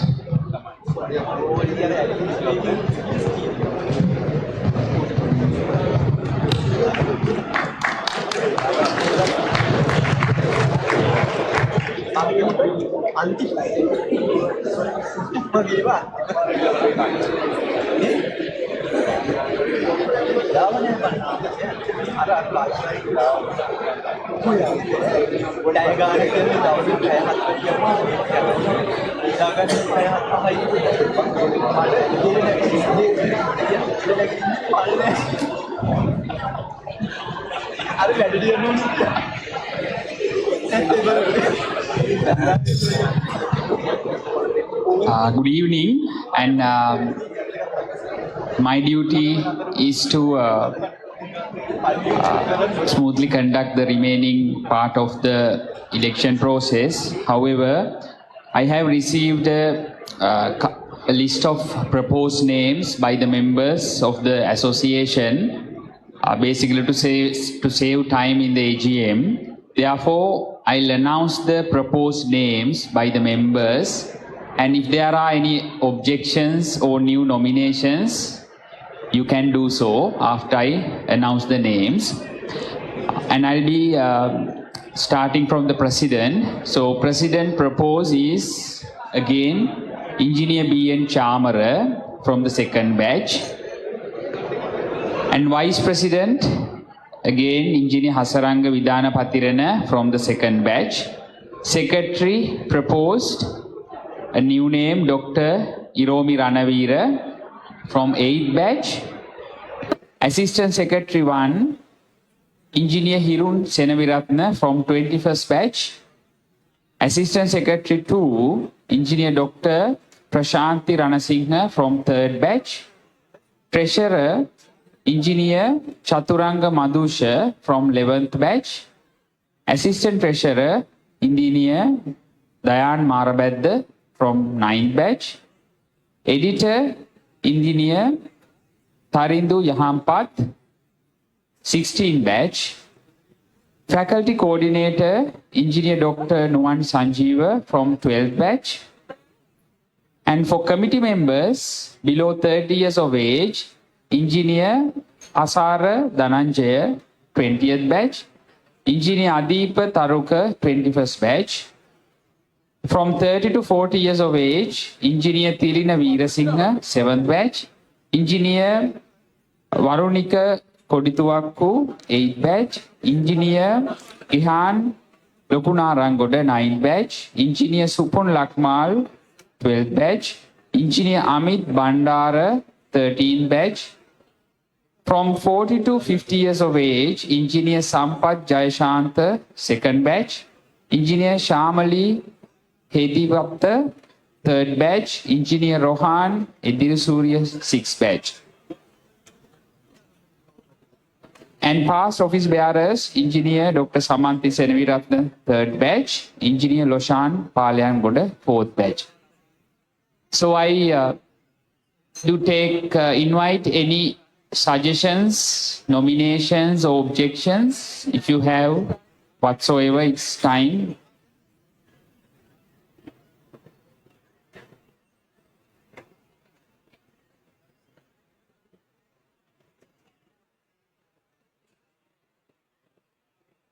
Yes, so we'll take that silence as an acceptance. So I, with honor, invite our new president and will be continuing the post. Let's get together and welcome our new president, Engineer B.N. Chamara, to the head table, and Engineer Hasalanga Vidana Patirana. So you will stand up and, or how the procedure? Yes, you can come to stage, yes. This is our new president of the Alumni Association, Engineer B.N. Chamara. And Vice President, Engineer Hasaranga Vidana Patirana, please come to stage.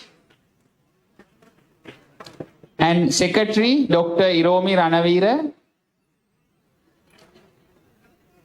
And Assistant Secretary, 1, Engineer Hirun Senaviratna. Assistant Secretary 2, Dr. Prashanthi Ranasinghe. And Treasurer, Chaturanga Madusha. Assistant Treasurer, Engineer Dayan Marabedda. Editor, Engineer Tarindu Yahampat. Faculty Coordinator, Dr. Nuwan Sanjeeva.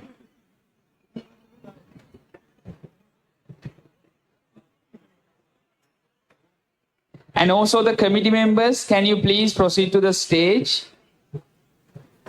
Engineer Hasara Dhananjaya, Engineer Adipa Taruka, Engineer Tilina Veerasinghe, Engineer Varunika Kodituakku, Engineer Gihan Lokunarangoda, Engineer Supun Lakmal, Engineer Amit Bandara, Engineer Sampath Jayashantha, Engineer Shamali Hedivattage, Engineer Rohan Edirusuriya.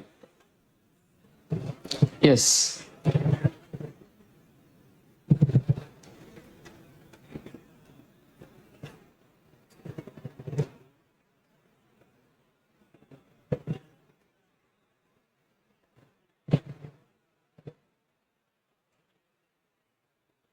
So let's get together and give a round of applause for all our new office bearers appointed. Yes.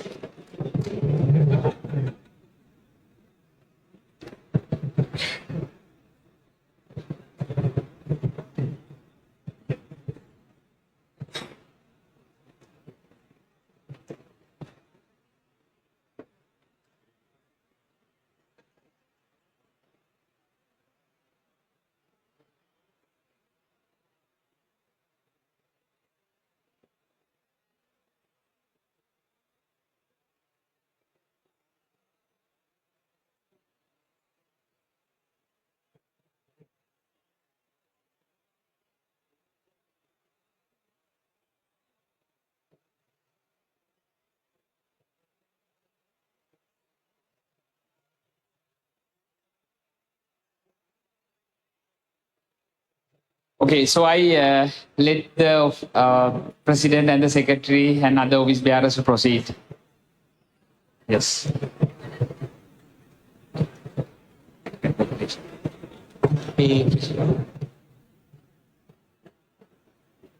Position.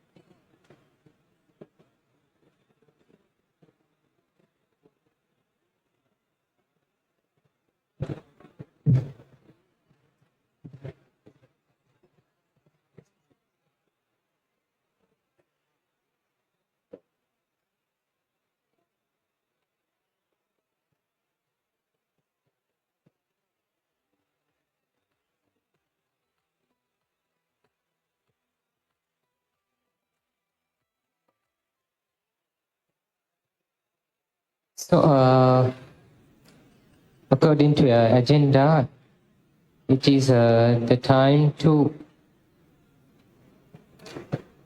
address by the incoming president. It's me. So,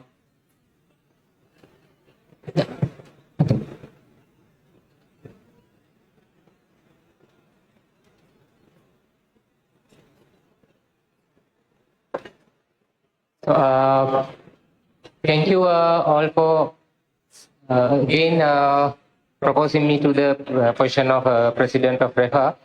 I think it's not the right time to talk, but I should thank my previous executive committee, who has been did a great job. I think there were some sleepless nights, and I think I should thank especially the chief organizer Shamali, and she was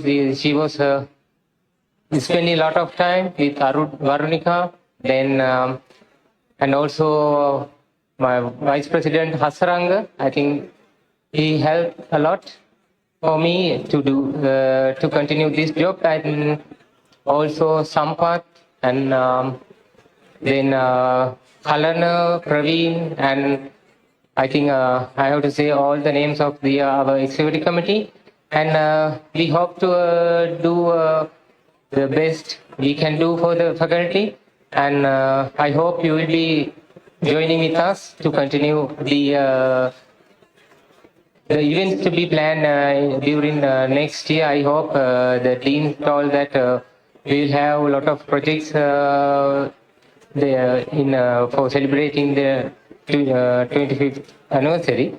So I'm requesting you all to join with us, and I have to say thank you for selecting again for me to as the president of REFA. So thank you.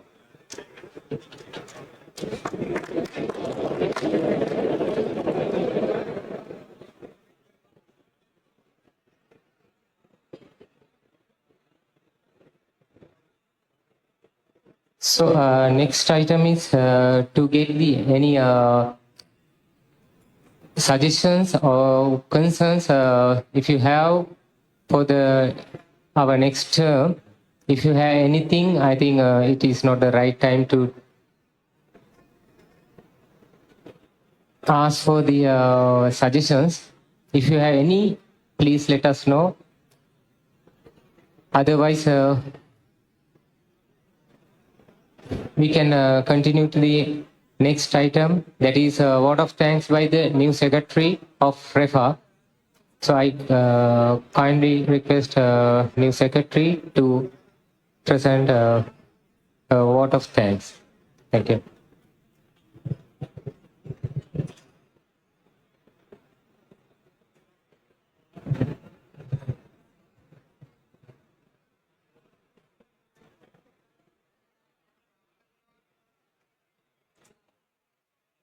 Good evening, everyone.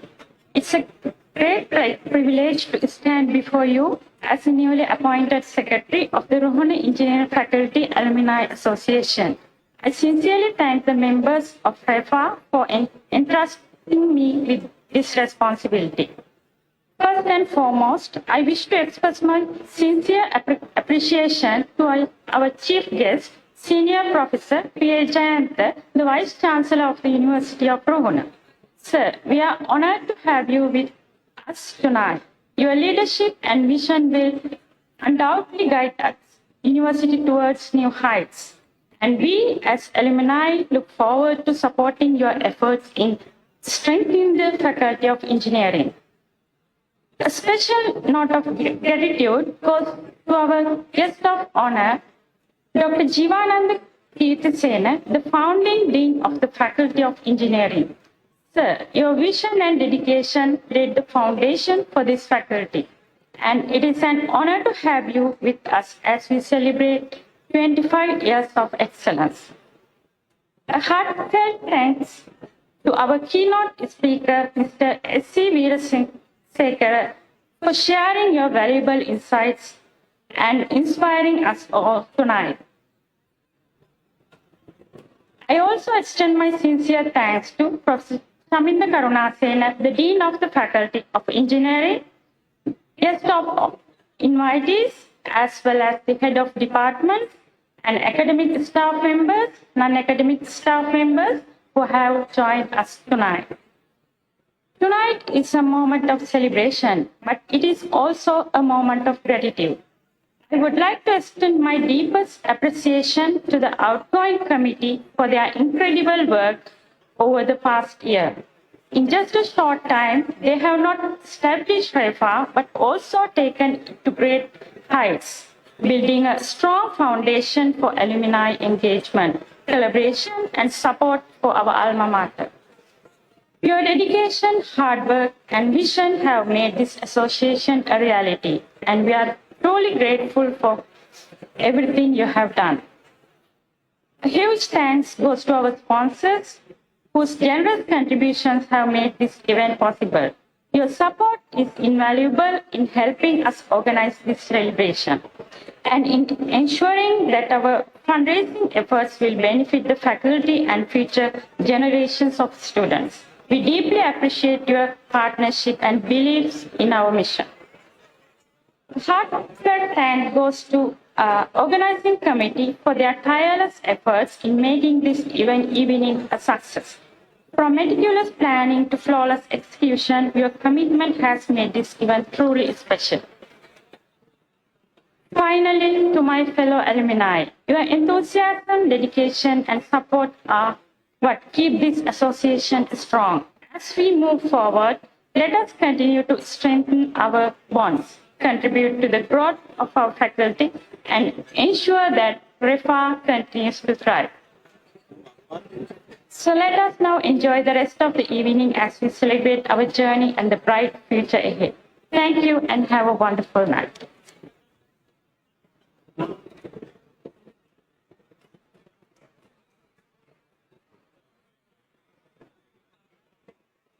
Thank you very much to the new secretary, and I would like to wish all the very best to all the new office bearers. So, ladies and gentlemen, as the party has already started in the back of the banquet, we are ready to have the raffle draw. So, first prize, we have some gift vouchers. We had to call upon Engineer Nuan Chamara along with Engineer Chamila Indrajit to hand over the first three winners. We have a special software picking the winners. So we'll see the lucky winner of the first prize, a gift voucher.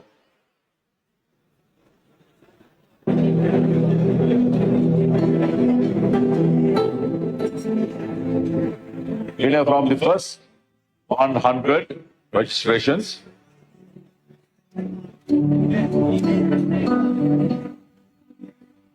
Here we go. Chalani Satunika from the 16th batch. The first winner. Chalani Satunika, if you can come forward, please. Okay, we'll go to the next two winners as well.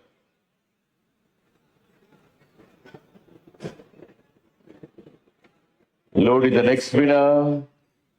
Indika Kumara from the 13th batch.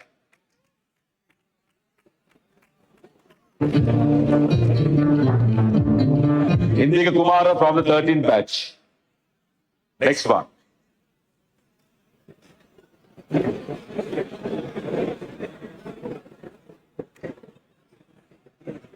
Sanat Udayanga Bandara from the 9th batch.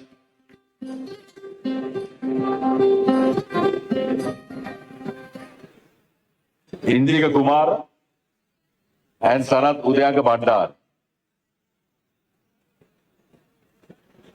Right, they will collect the gifts bit later on, I think. Okay, next we have Engineer Dr. Iromi Ranavira, Secretary, along with Engineer Gehan Lokunarangoda, to hand over the gift vouchers for the next 3 winners.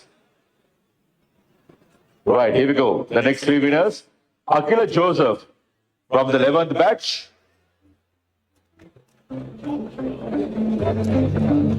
Next one.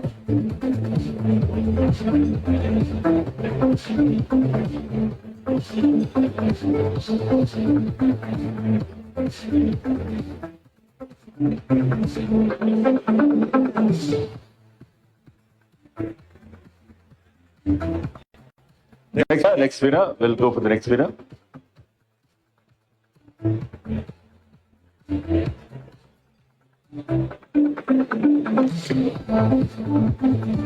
Dulanjana Ratnayaka from the 12th batch.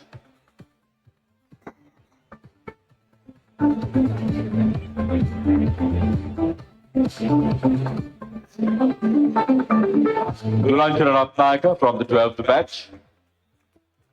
And the next winner.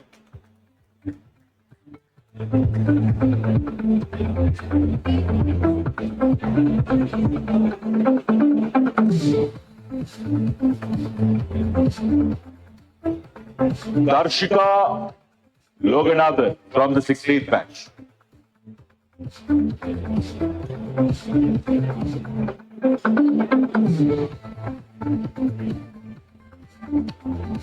Right, Darshika is also coming. Right, next would like to call upon Engineer Dr. Nuan Sanjeeva and Dr. Sampath Jayashanta to hand over the next 3 gifts.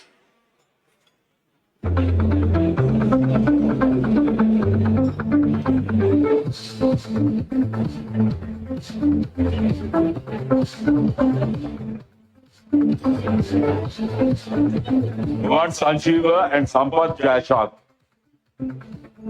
Nadun Dick Kumurage, winner, 7th batch.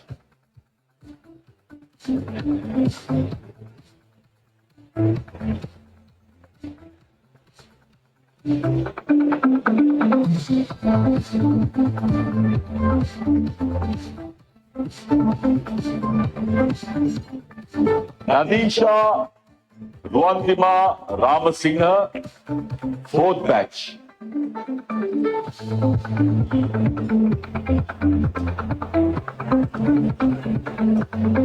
And final winner. Next one.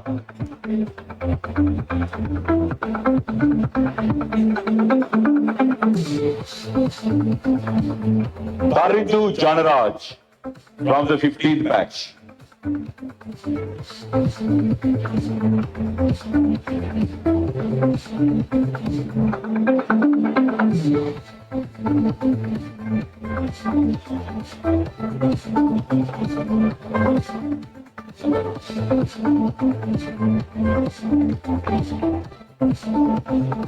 Right, just in case if you fail to collect your respective gifts, make sure that you collect them during the fellowship time. Some of them have gone to the washroom and for some other requirements. Right. And now we are ready to present some gifts for the highest participation and the sponsorships. And we have the Vice President, Engineer Hasananga Vidana Patirana, along with Engineer Rohan Idrisuriya on stage, please.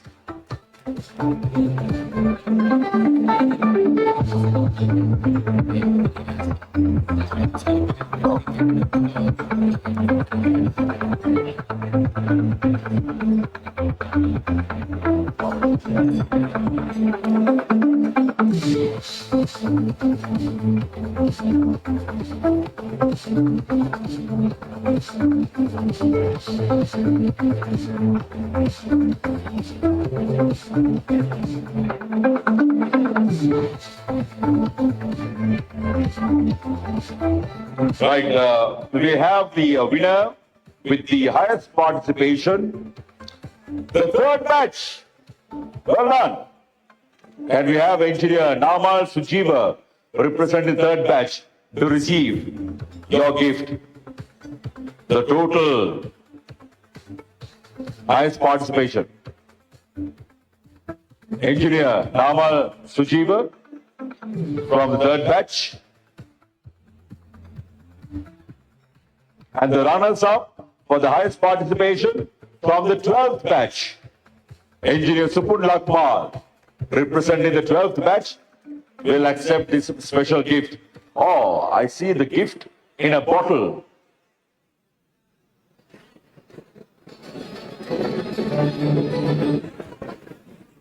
Runners-up, 12th batch, Engineer Supun Lakmal.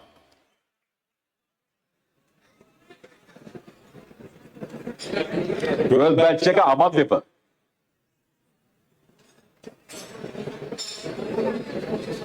Right, now we have the highest sponsorship contributors. The winner. Thank you very much, Engineer Hasaranga, Vidana Patrana, and Engineer Rohan Edrisuri. Can we have Engineer Loshan Alayan Goda, along with Engineer Dayan Marabatha, presenting the awards for the highest sponsor contributors. Winner from the second batch. And we have Engineer Tushara Neer representing the second batch to receive this gift.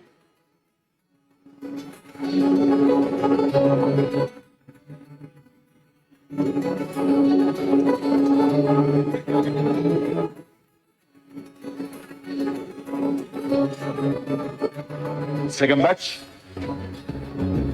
All right, second batch is coming. And the runners-up, we have the 8th batch, Engineer Nalin Sanjeeva, representing the 8th batch to receive this gift.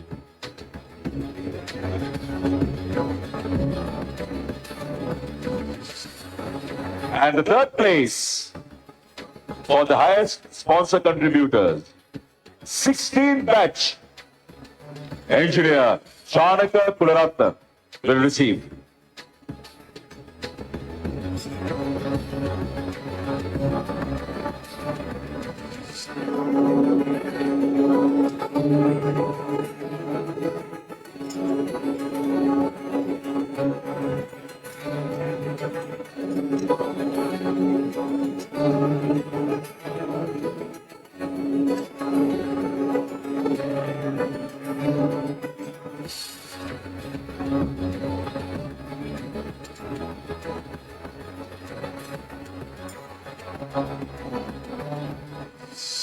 Right.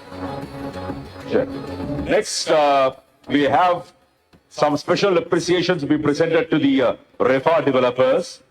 We'd like to call upon Engineer Tarindu Yahampat along with Engineer Praveen Bharatha to present these appreciation awards. Can we have Mr. Chamudita Kakulavala, Miss Ravisha Piris, Mr. Kamishka Kalhara, and Miss Tanuri Veeratunga.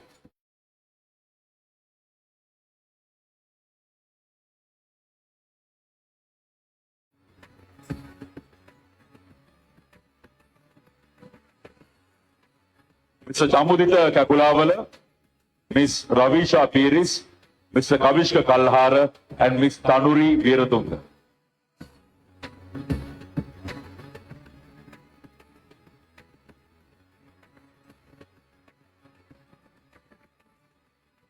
And And be ready, Captain, Engineer Captain Prasad Surabira.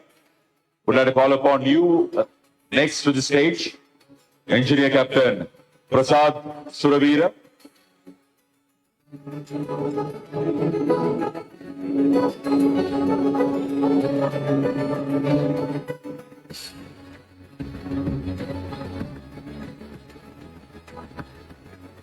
Engineer Nuwan Chamara. And step forward, please. We are ready to present another appreciation of excellence support by the Navy team, especially for the hospitality. Please welcome Lieutenant Commander Lakshan Dasiri to accept this special token of appreciation.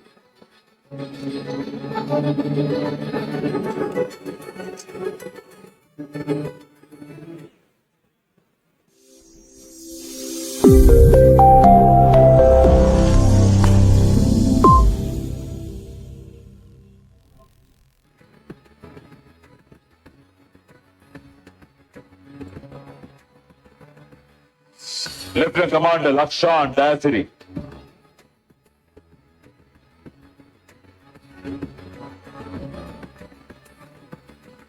Thank you very much. All right, ladies and gentlemen, with that, we are ready to wrap up the formalities. We're going to have a lot of dance activities. Our musical band will be here to give you all some mesmerizing times. And it's going to be a night full of all this film.